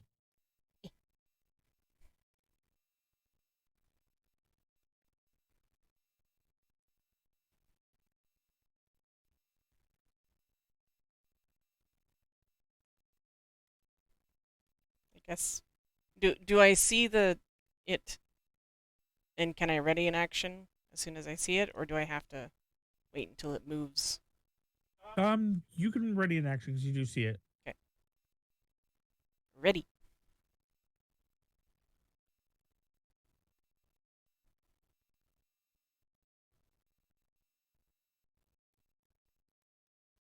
Hi, Koshka. Koshka the kitten, terrorizing the house.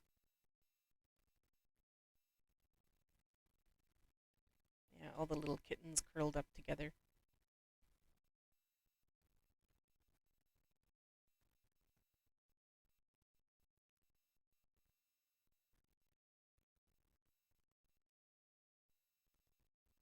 You can attack, by the way. Okay.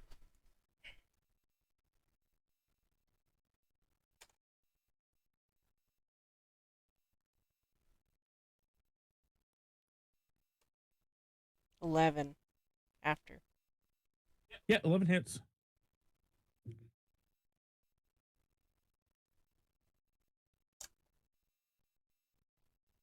For 4. Okay.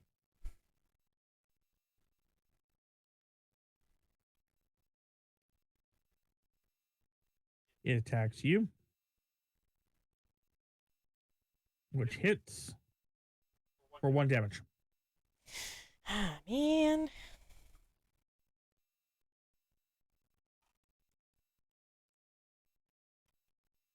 It's now your turn. 14 Yep. for 2. Yep. There you go. So it dissipates. Okay. Now I have to go through everybody again.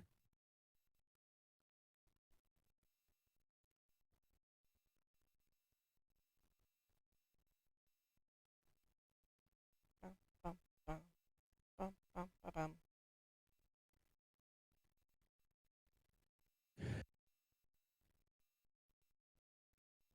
Oh, also that is the edge. Yep, I kind of figured. If it looked like the other edge, then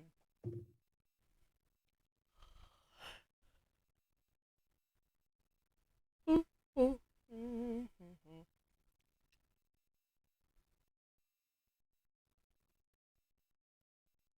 Okay. Okay, so then I guess I'm going up.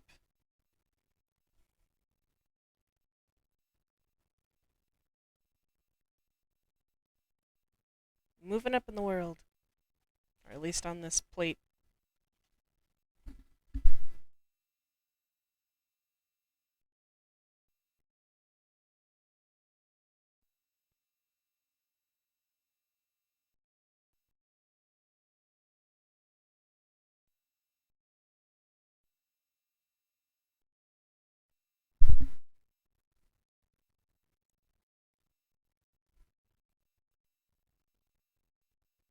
Okay.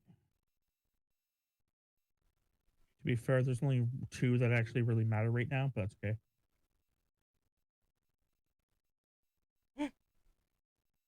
Bum bum bum.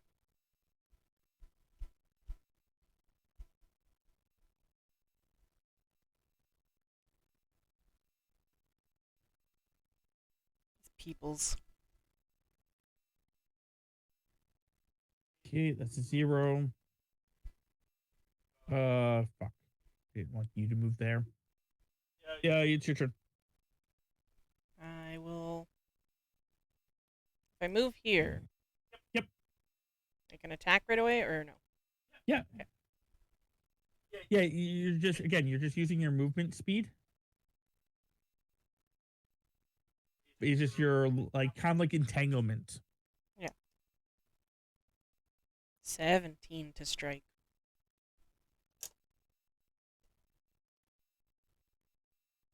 For 3 damage. Okay.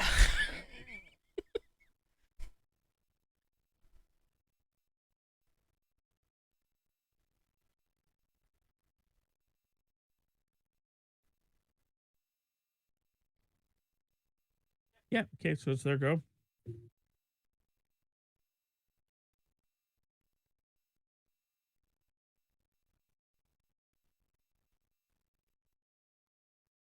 But I have to make sure I'm moving everybody just because there's always a possibility that, once you find your soul, that they're all too close to like they all start going into the white Mm, just by sheer accident.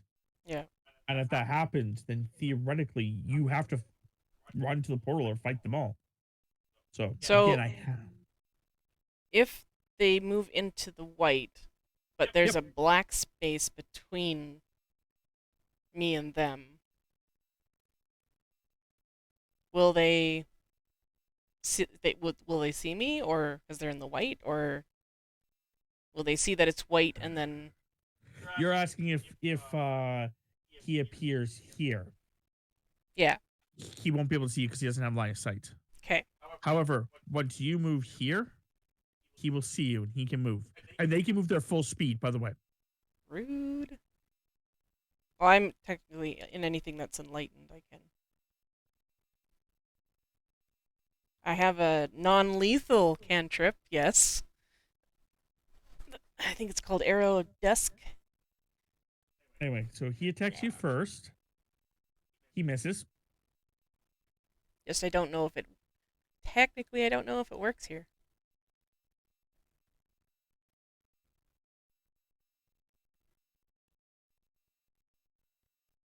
And I was going to use my Steel Shadow ability, my mystery thing, but does not work against incorporeal, so like ghosts and stuff. I could. The thing is that I'm there's, I don't know, the min and max damage.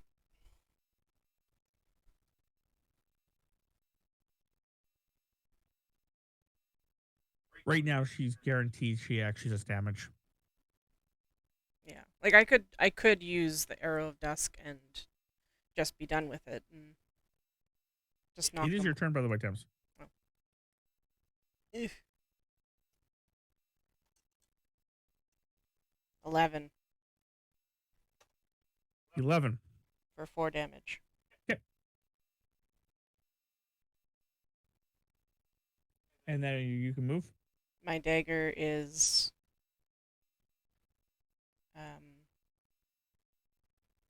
He has no clue what his dagger is. His mother gave him the dagger when he went into this trance.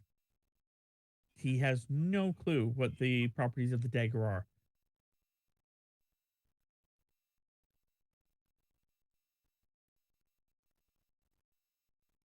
But to let you know, eventually Tammy will learn. Yeah, the dagger is actually meant to be able to. It has 2 properties. The one property is that it can be used by a ghost, and therefore can actually be when a ghost is wielding the weapon. If a ghost goes incorporeal, fully incorporeal, where nothing can hit it, the dagger goes with it. And the second is that it can fuck up ghosts.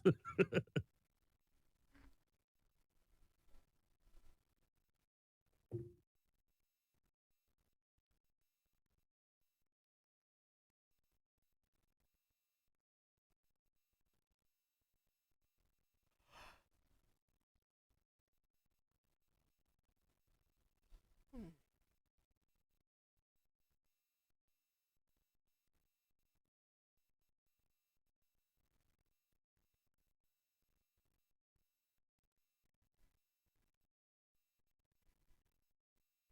So, Tammy, Koshka.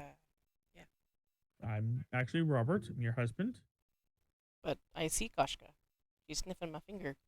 Uh, anyway, if something touches it hasn't happened yet, but if there's like that spot where you can't see, if if something spawns here, you will actually be able to sense it. Okay. And I'll explain that when you actually get to it. I'm just letting you know that, Yeah, no, for sure. I think normal like iron weapons and steel weapons. I think. I don't even think, I could be wrong, but I don't even think silver actually works on ghosts. It does in not Skyrim, In Oblivion. Oblivion and Skyrim, yes. Yeah. I think in D&D. I think it has to it's be a mischance. I think. Yeah, there's always a mischance unless you have the ability of incorporeal. Yeah. Ghost touch. I think. Yeah. To be fair, we've been playing D&D 3.5 for like ever. Like I was playing it before I met him 16 and a half years ago. And then I kind of got him into it, and so we just nerd out.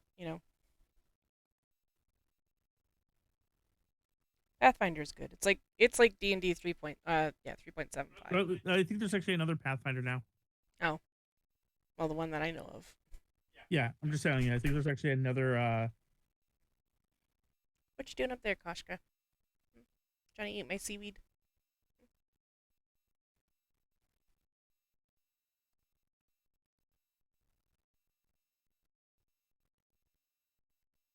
Yeah, so it says here incorporeal subtypes can only be affected by magic weapons, spell like abilities, other incorporeal creatures, magic weapons,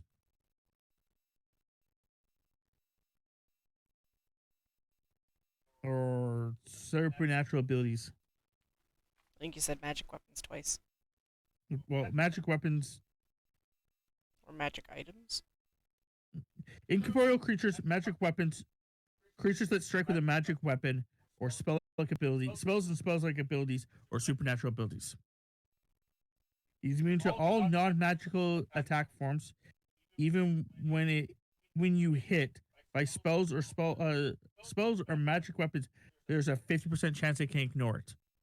I've not been playing with the 50% chance because this weapon is actually meant To slash to them. do this. Ghost Yeah. bitches up. Yeah. Okay, so I believe it was your turn, was it not, Thames? Yeah. Let's go up. There you go. Okay. I'm really hoping that the one creature goes there, but I'm not gonna force it. Koshka's hanging out in the cat tree. Cool. She usually inside it though. Yeah. Yeah, In that's the where box, she likes to hide. the box Yeah, that's part where she with the likes to go. hole, the circular hole. I thought you were talking about on top. I'm like, that's weird. No. She doesn't normally go up there. Nah.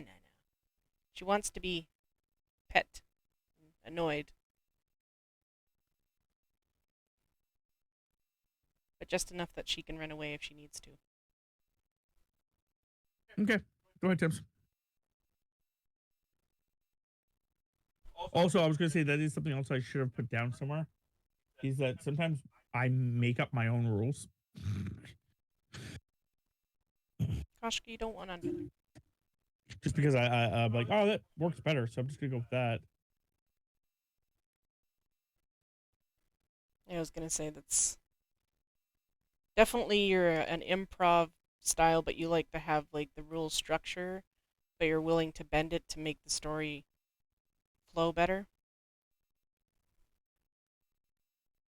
So definitely house rule, not homebrew, but like house rules for sure. Yeah.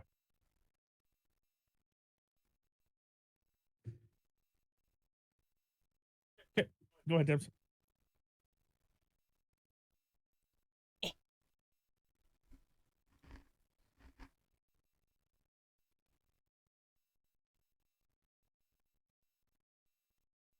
So no one has walked off yet, Tams, but a couple of them have gotten close.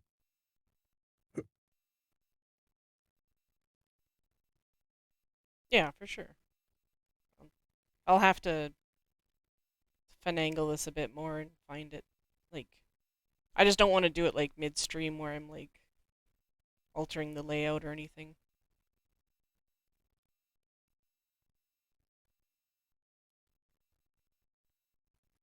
At the moment, anyway. I did that at the beginning and I was like, I should probably not do that. Gosh, come here.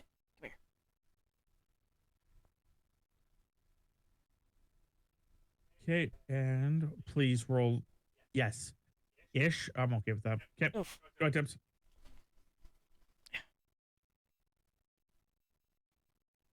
I don't even. Wow. Gosh, because it's just attacking my brain. No. Yeah, I picked up my dice expecting to roll, and I'm like, I have no enemies around me. Why am I going to roll?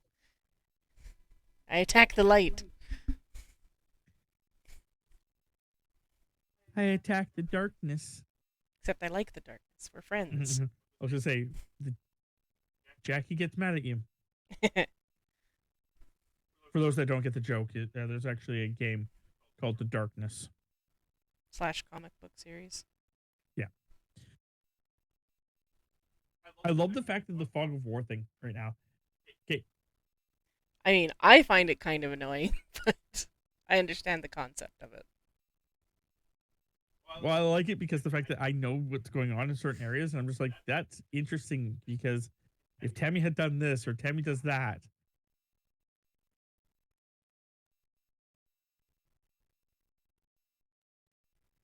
B7. You sunk my battleship.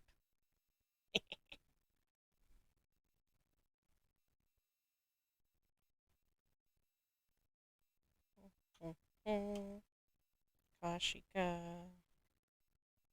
Okay, go ahead, Debs.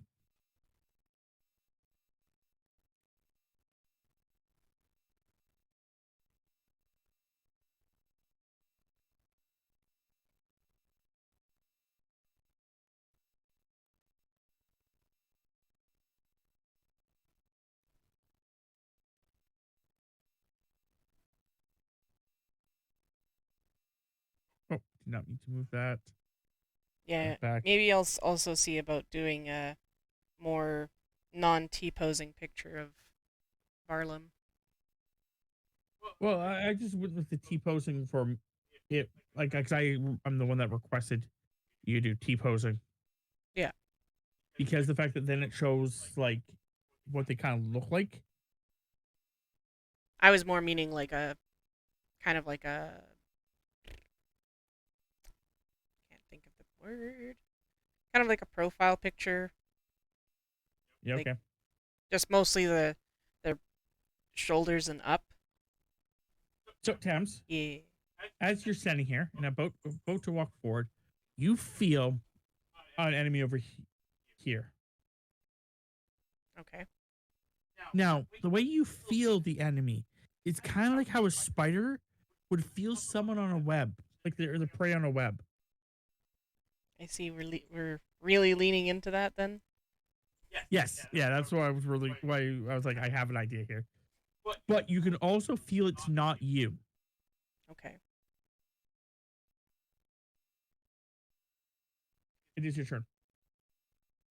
Well, if I feel that it's not me, then I guess we'll just continue going up. So, if I wanted to, just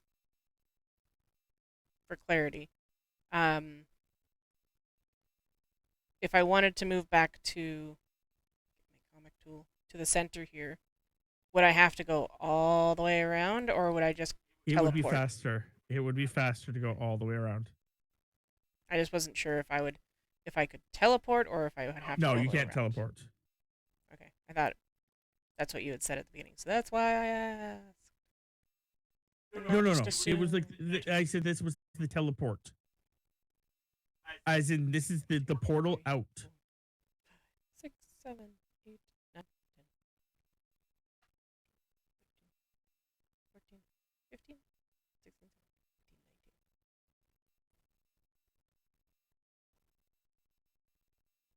19. I was just seeing how many squares it was Yep. that wouldn't make me push into Yep. fooking up my space. Okay, you're going, Thames.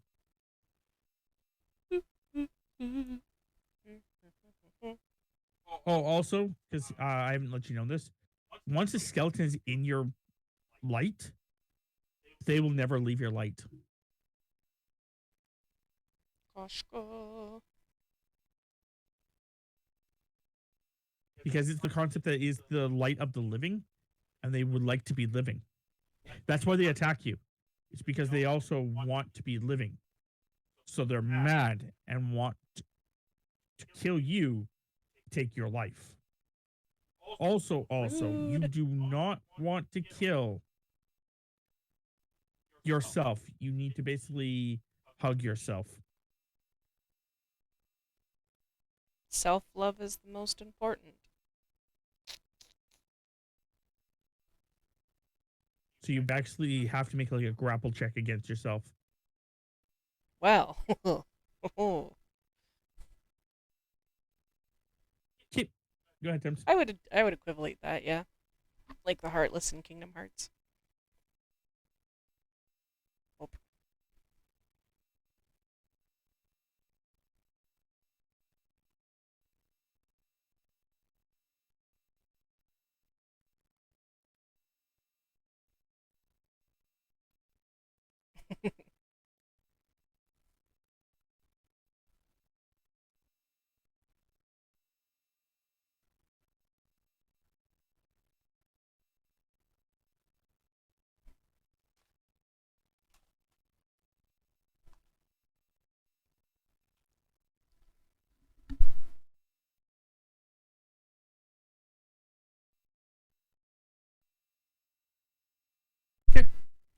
Okay, so here, I attack.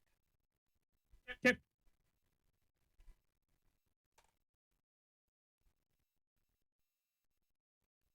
15. Yep, that hits. For 4.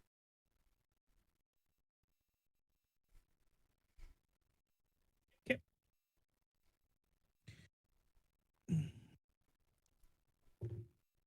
It hits you, or actually, it does not hit you.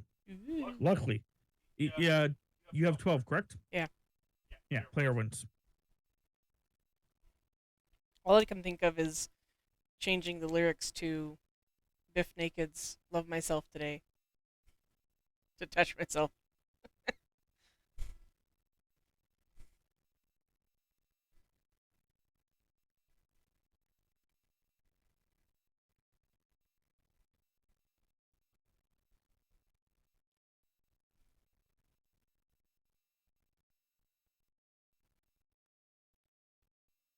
Okay, you're gone. Ooh, 18. I'm getting there. For two.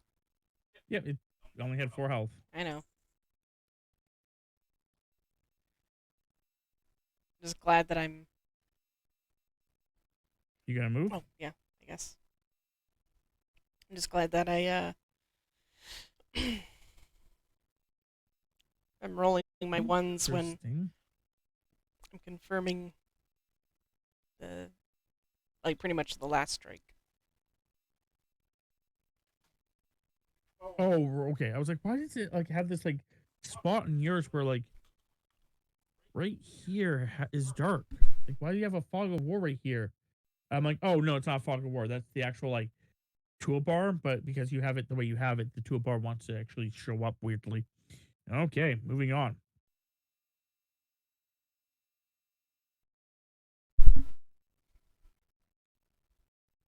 Yeah, no. By now, if I wasn't doing the rolling, I would have cheated. I would have definitely made your fucking yourself show up.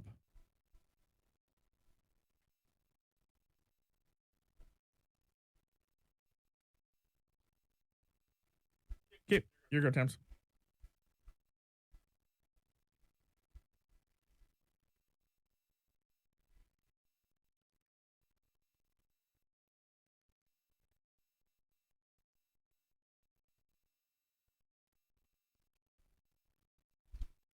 Yeah, what's really gonna suck is if it ends up um not coming into my view until I pretty much am right up on it and it keeps running away. Yeah, that one last one was about to do that, and then he just like started walking right into you. Fell upon my blade. Okay.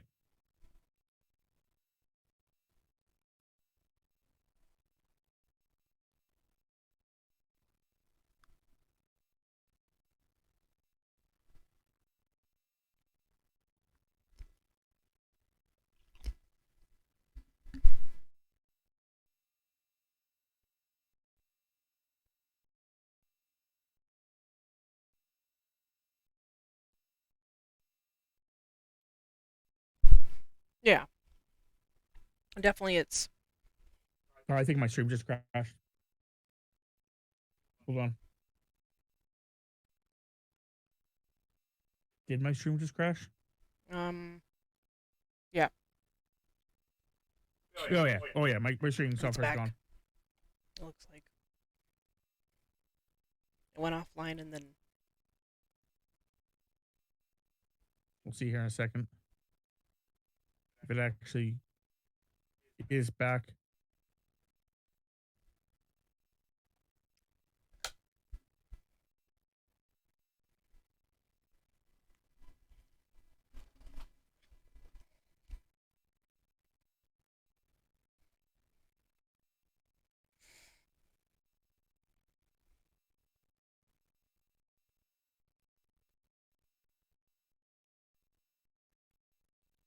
Okay, let me just see.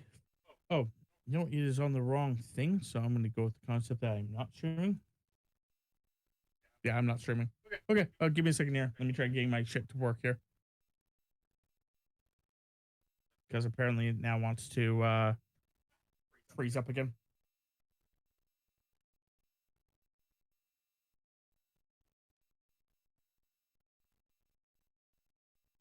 Oh, wow, it's really freezing up. Oh, come on. Please stop. Stop being mean.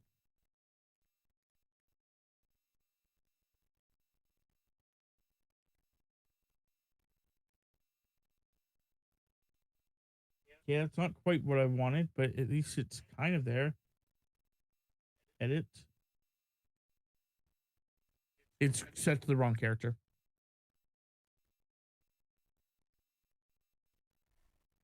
Yeah, and it's definitely up to the DM's discretion.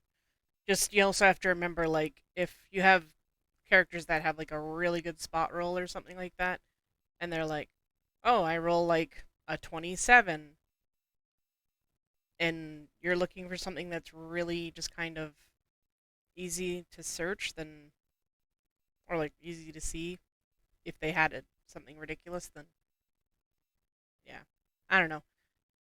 DMing is hard for me. I don't. I'm one of those people that require like a lot of structure in my, and I feel like I would railroad my players a lot, or I would just say, yeah, sure, fuck it, that works, which is also not good. We had a GM that did that, which actually pissed off everybody else except for one person at the party.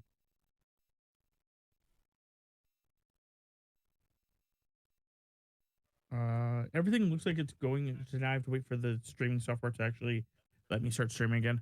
But yeah, no, we had a friend once who, or GM once, who literally was like, "Yeah, sure," for everything, and it just kind of started pissing everyone off because the one guy, he wanted everything to be about him. So like he would like basically constantly be like, trying to get things to go his way, and the GM was just like, "Yeah, sure, whatever," because he didn't want to fight it, or like, you know, he would one of the other players wanted like certain items or certain thingies, and he's just like, "Yeah, sure."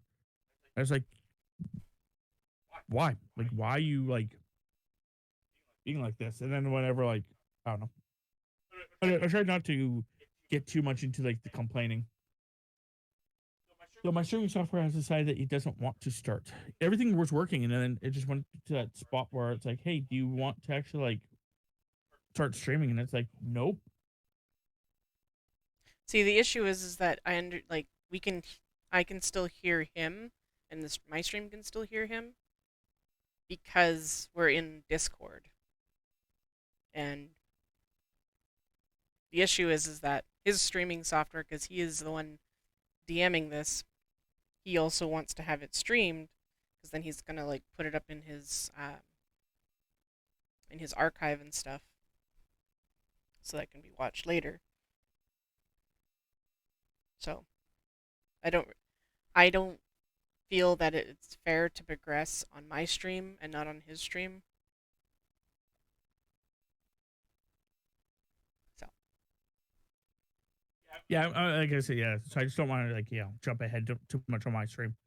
But I'm just if it just I cannot wait till I get a new computer. That's all I gotta say. yeah, that's the other thing is we're waiting for our tax return in order to be able to get him a really good computer to stream because this one crashes a lot. It only seems to crash when he tries to stream, and sometimes it takes him up to half an hour to get his streaming software to play nice enough so that it actually starts to stream. See, I'm just streaming everything right now off of my laptop because it's powerful enough to do everything right now. Like, it's saying my CPU percentage is anywhere from about 11 to 17%.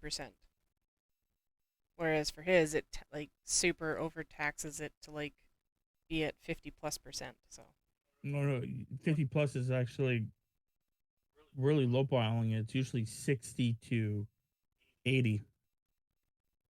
But even though when I go to like Task Manager to check stuff out, it says it's at 100%, and I don't understand how. It's like other things like somehow when I start trying to stream, other programs want to start taking it up CPU usage, but once I stop using the other like the program, my CPU usage drops to like 4%. It just for whatever reason this program goes up to from 60 to 80% and forces my entire rest of my computer to push up itself. I'm assuming you're Yeah, talking about Warhammer figs when you say mini.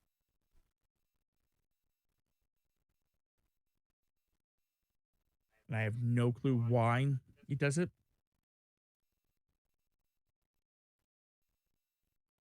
Okay. I remember you saying that you were a bad person and bought. You went to go and use $100 to buy some Warhammer figs, and you ended up spending 180 because you lack willpower. It is literally one reason. I'm going to let you know right now. That's one reason I have actually not got into Warhammer. Is because of the price. I know that I don't have the willpower to actually fucking not spend a stupid amount of money on them. You regret nothing. That sounds about right. Like that's literally why I never got into Warhammer. It's because of the exact reason. I know that I'd be like, well, I just want that set. Oh crap! I didn't realize that set's here. Well, I guess I'm buying both. Hence why we don't have a credit card anymore. Oh yeah, I know. You've done that route. It sucked. Paid it. Moved on with our lives.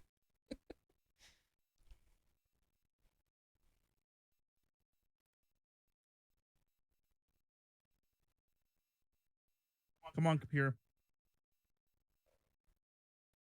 Play nice. We're not. It's fair. Almost done. I mean, credit cards are good for certain things, but the way they have card design set up for at least us here in Canada, most of the banks have their basic card set up as a Visa debit card or a MasterCard debit card, so you can use your debit card to purchase stuff online. So, which is scary for some people. I have to tell people stop your online shopping. It's not healthy. Oh, I think I'm online. I'm waiting for it to refresh on my side. Yep. I see you Cool. again. Hooray! Woo. Okay, so that's all the problem. Okay, so I can't remember who if they have moved or if you're moving. Well, I know my field of vision is up to date, so I don't remember either. You can move. You can move. I'll let you move first.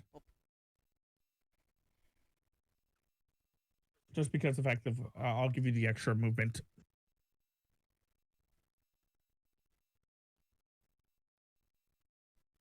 For having to deal with my computer.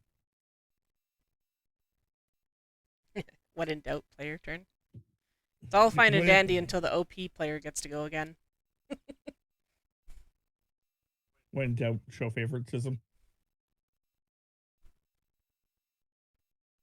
Okay, so that is the end as well times. Ay, ay, ay. Just walking around, looking around.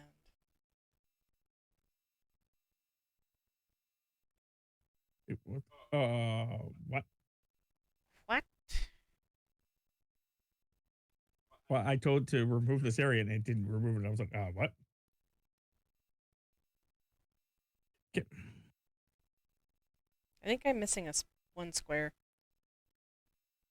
You could be. You are. No, you are. 100%. Right here. Okay, there's nothing there. But that's still, I'm like, wait a second, I'm missing a square. No, you are. I completely agree with you. You're missing a square. I think our one friend ended up getting a bunch of Warhammer figurines given to him. I don't know. I don't remember the story behind it. But I remember us occasionally hanging out in his basement and we painted them. He gave us the color scheme that he was going for. Yeah, I think what happened was he had shown interest in it, and his other friend had basically had bought him some, and he had bought himself some, and he was going to start playing. I think it was because of his cousin. Probably, yeah. I remember painting one angelic looking lady. Yeah, and then after that, we never got into it again. Yeah, you can go again.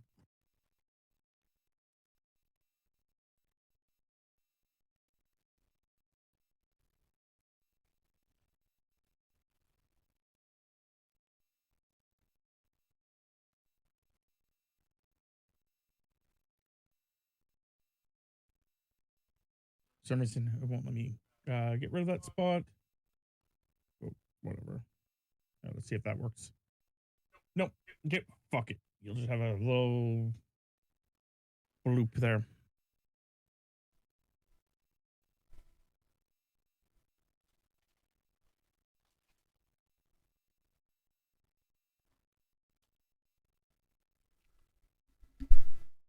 Okay. You go there. You go there. You go there. Okay. Go ahead, Tips. Okay. Whoop.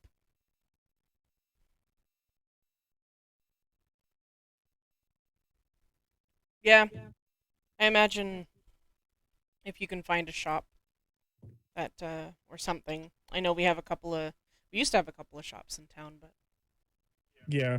I think one got shut down, and the other one, I don't know what happened to it.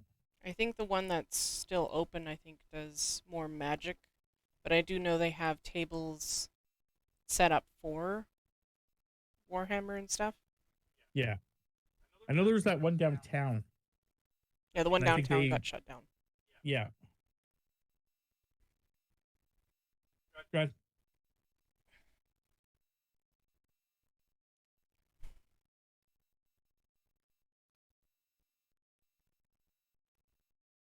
Just find out all the zombies or all the spirits just break your temps going back and forth.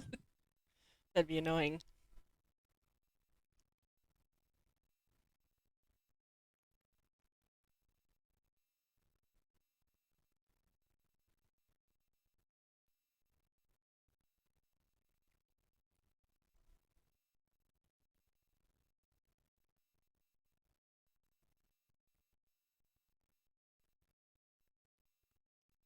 Okay.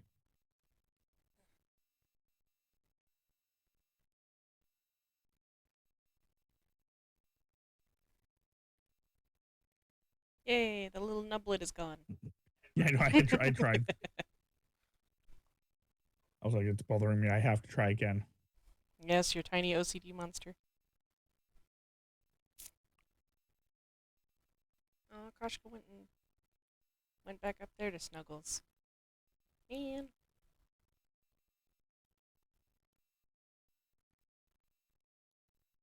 That's Okay. cool.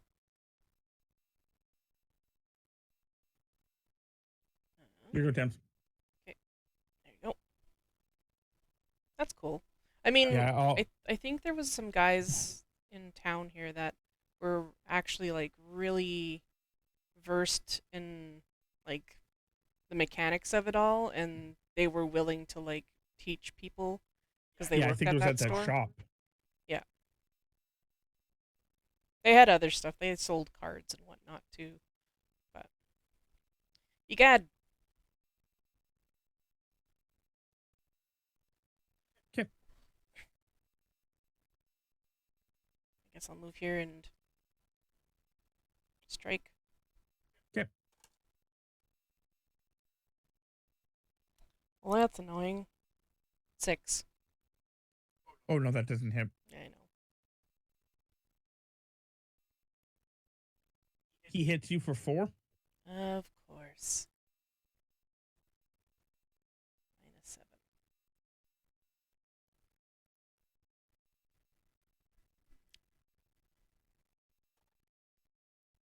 Yeah, I don't know how much health you have. So it's one of the other things of hopefully I don't kill you.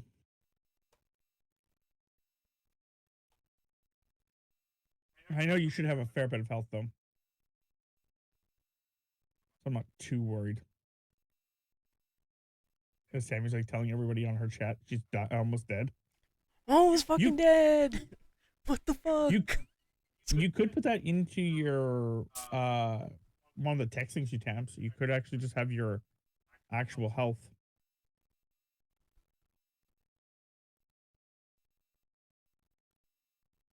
Yeah, that I think the one shop that closed down here, I think did do that where they showed you like they had workshops and stuff to build, paint and play, all obviously separate times. Temps, your go. I strike for 18, dealing Okay. 5 damage. Okay. Oop.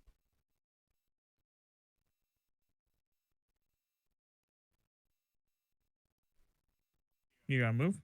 Oh, yeah. Yep.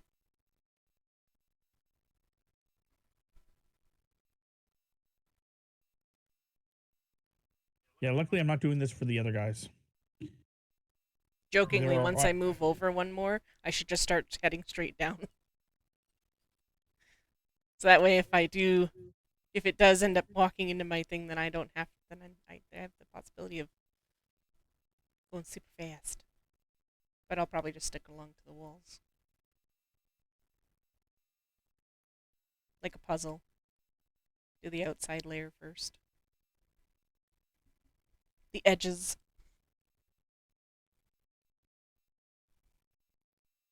okay. Go ahead, Tim. Nope, get in the square.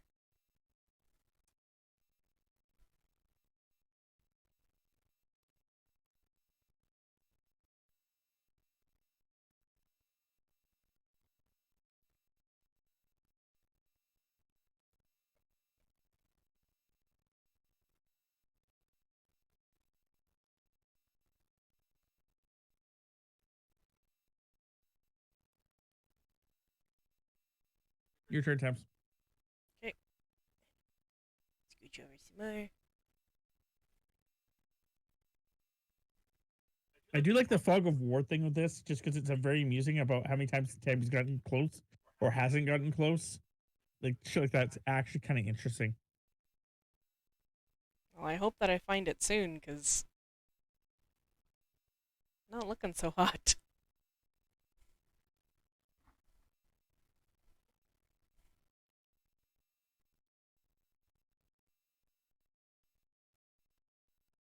Here go, Tams.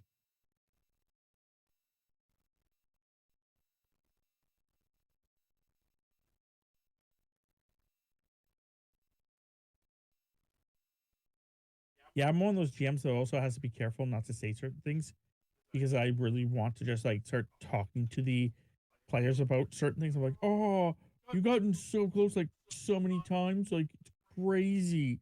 And I don't want to say stuff like that. Not saying she has, just saying like, I don't want to say something like that because then she goes, okay, well, it has to be within this area. Go ahead, Thames.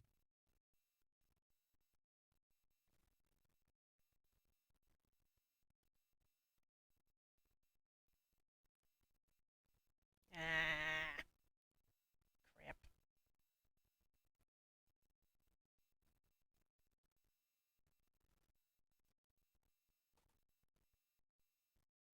Oh no, no. Okay, didn't matter. Okay, your turn, Thames.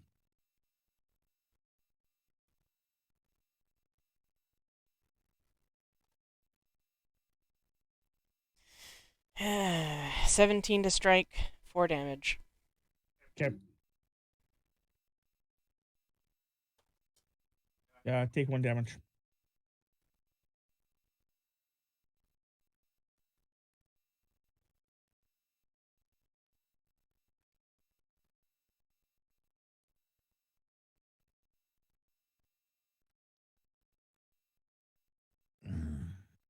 Okay, so as you take your 1 damage, you said you did 4 to him. Yeah.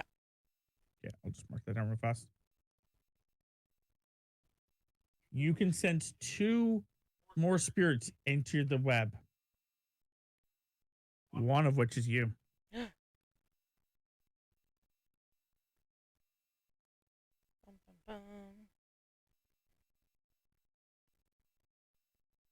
So you can go.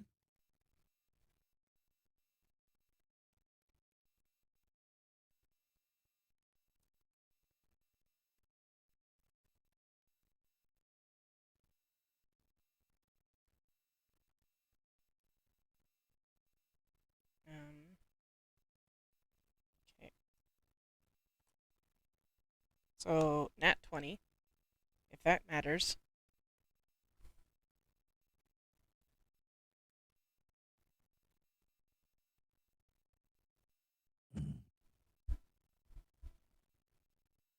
I feel it would be faster if I just moved towards it, because, yeah, it's a bit of a long runaround.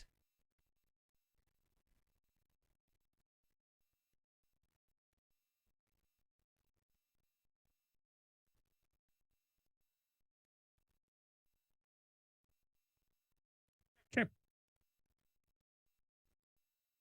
So eventually, when these two spots connect up, um, would I be able to freely run, or No, because the problem is that you're still uncovering other sections of it. okay?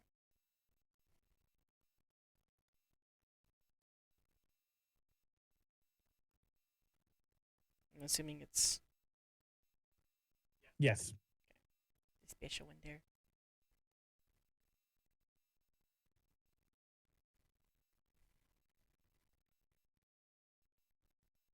Okay. Your turn. And the reason it's not moving, if anyone's wondering, is because it's when I went to go roll for it to move, it's moving. At that time, it moved into the square that the other one was in, which is a no. Can he see you?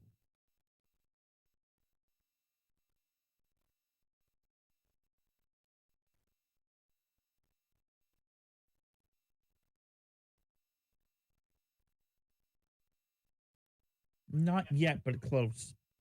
I think he can see you if he moves, like right here. I know that you didn't see where I just pointed, but that's okay. I don't think he can see you. I'm gonna go with the he can't see you at this point.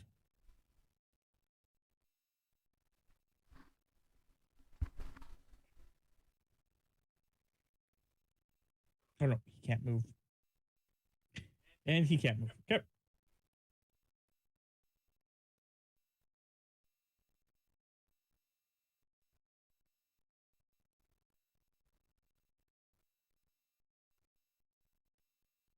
There you go.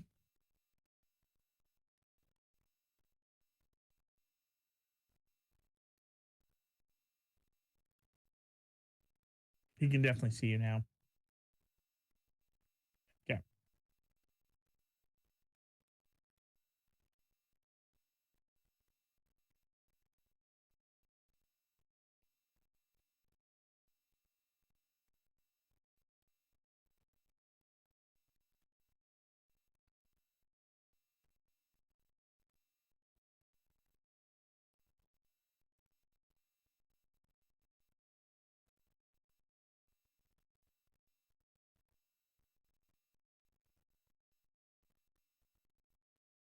He hits you, Of course. doing 4 damage.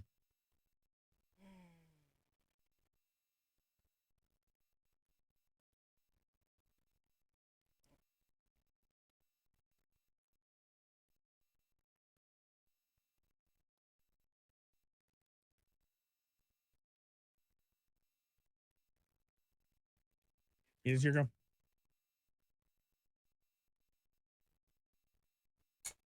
17 to strike, 5 damage. Okay.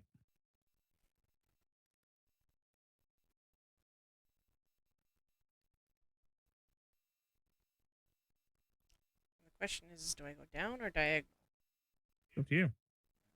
Let's go down.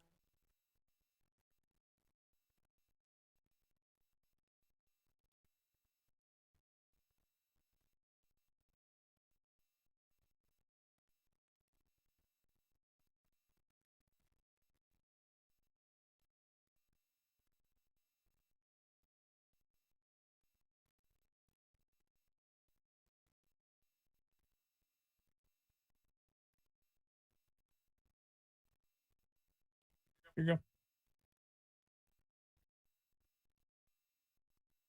Mhm.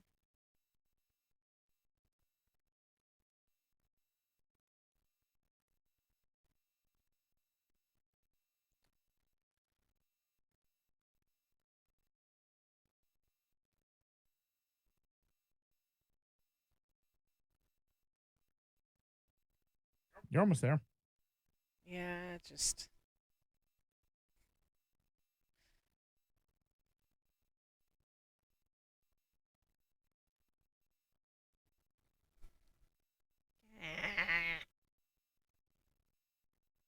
Running low on health here, man. Leave me alone.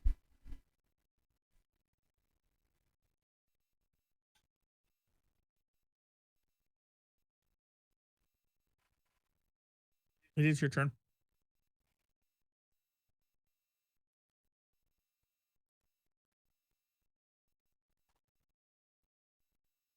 Strike for 14. For 3 damage. Okay.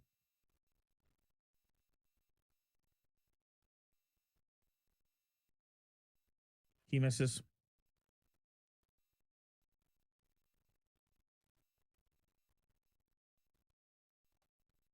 So he moves here. He moves here, and he moves here.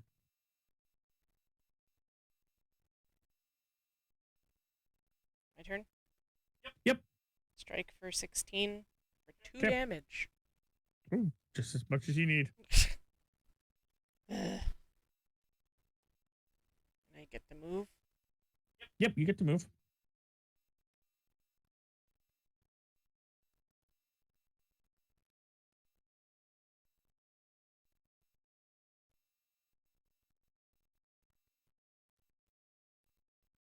So is it trying to get to me, or is it It has not. rude? All these other motherfuckers are trying to get to me when they get in line of sight of me. Yes, and this one hasn't. Okay.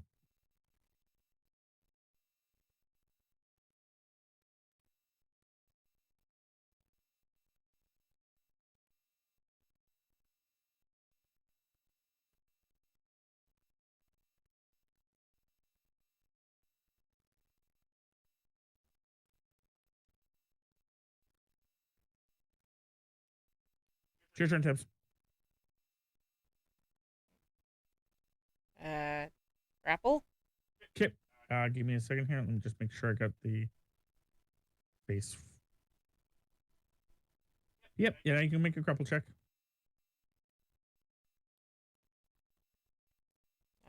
18. Yeah, you grab him. Okay, so as you grab yourself, you actually like embrace yourself. You lose all your damage. Hooray! You actually go there.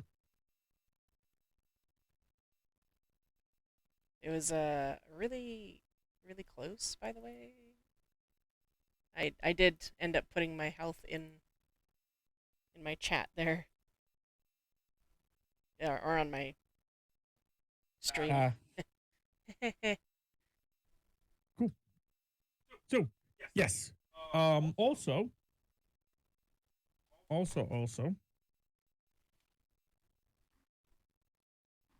Give me a second here.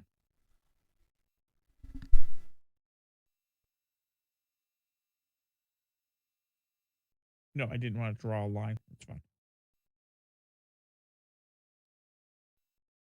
Yeah, I can do that.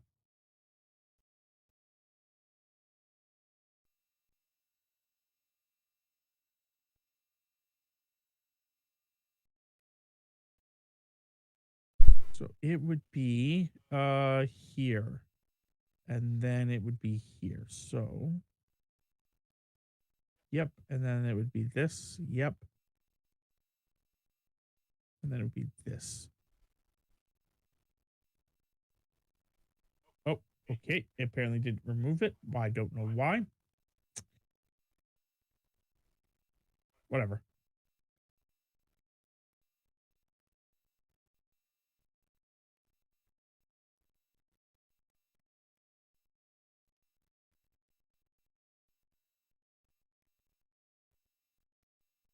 Anyway, doesn't matter. You get to move.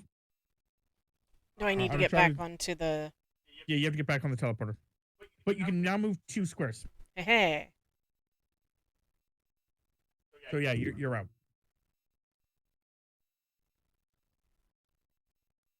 Okay, so yeah, you basically now materialize back in the mortal world. Hooray. I'm back, bitches. You are at full strength. You have all of your soul.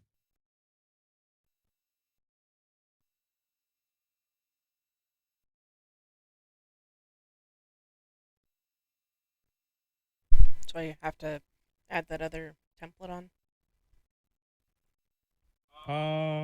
Yeah, we can work on that.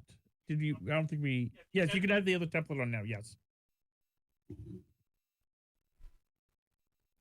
It's just increasing my stats, so.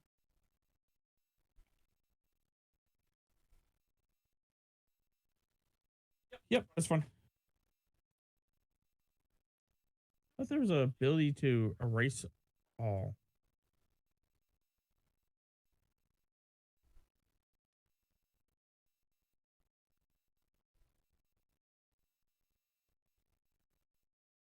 Oh yeah, it's over here probably. Yes, settings.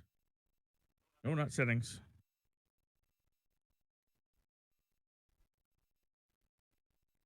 No, I can't remember. Oh, it's not that big of a deal. Just I was trying to go release. Yeah, fuck that words. There it is. Erase all. That's not the one I wanted to, but it's okay. Erase all. No, it doesn't matter. I'll do it later because it's going to take too much time. So anyway, you're back at home, and you can remember everything. You remember that the servant of the house, the albino drow, was called Al. Yes, it's not that great of a name for albino drow, but you know. You also have friends.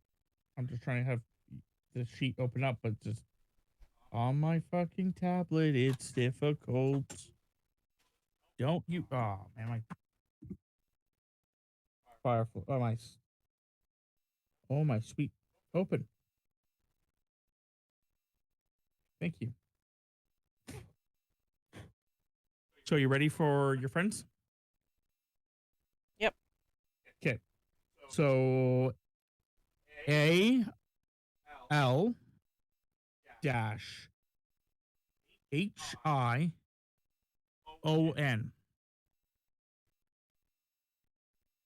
Okay.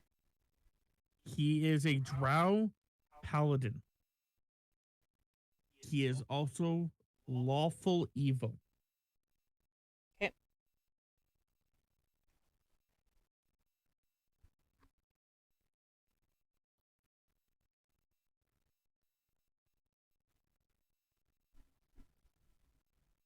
Try and find the other ones. Oh, there's it. There he is.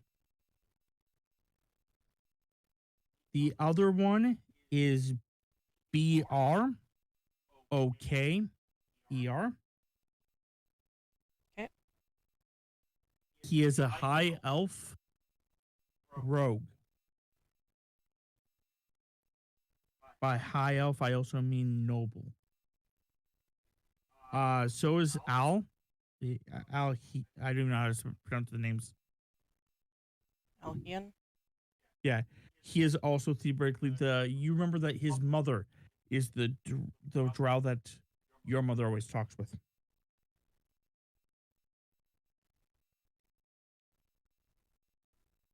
Okay. I think this is the other one. Give me a second. Yes, the other one is called Matthew. He is a. No, hold on. Get rid of him. I just realized that he was the wrong one. I had another character that I had for you.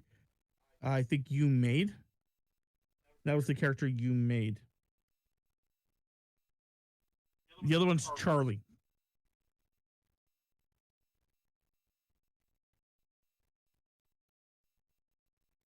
Or, as he calls himself, Copper Coin Charlie. He is a chaos gnome bard.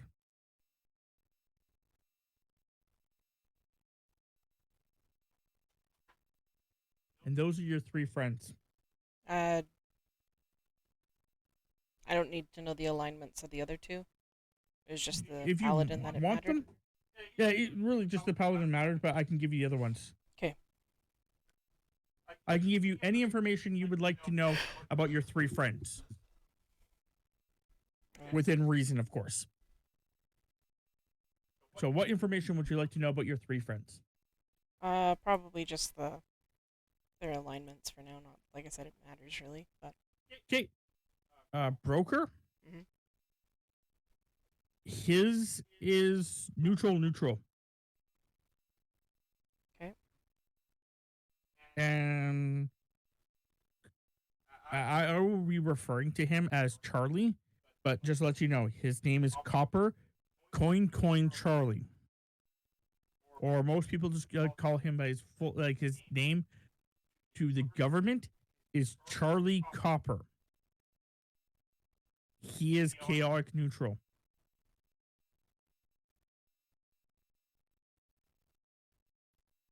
Okay.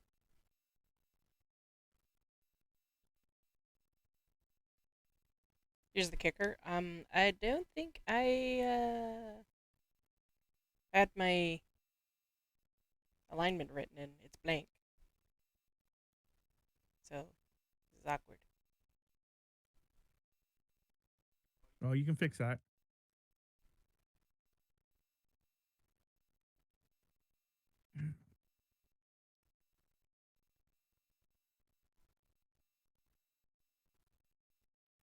Um,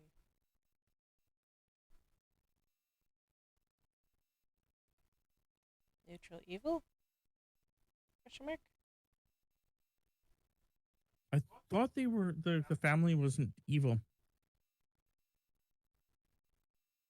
Well, I don't know. Neutral something. Even if it's lawful neutral. I like mine. It's awful lawful, but you know. I'm told that's not a real thing.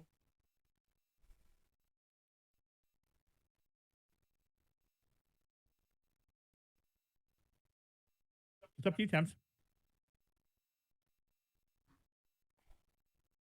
Yeah, we'll just go with lawful neutral.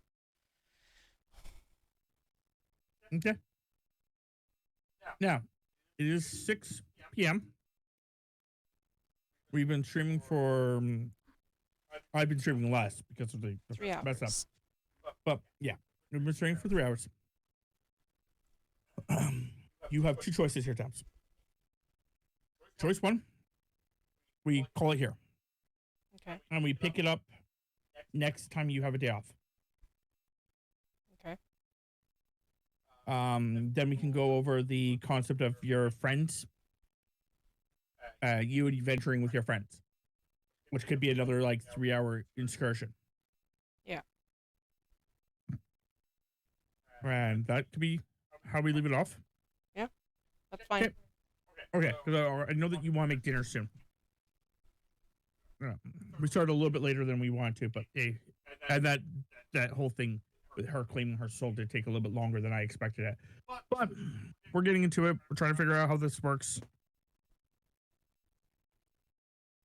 Okie dokie, Detrius. I will probably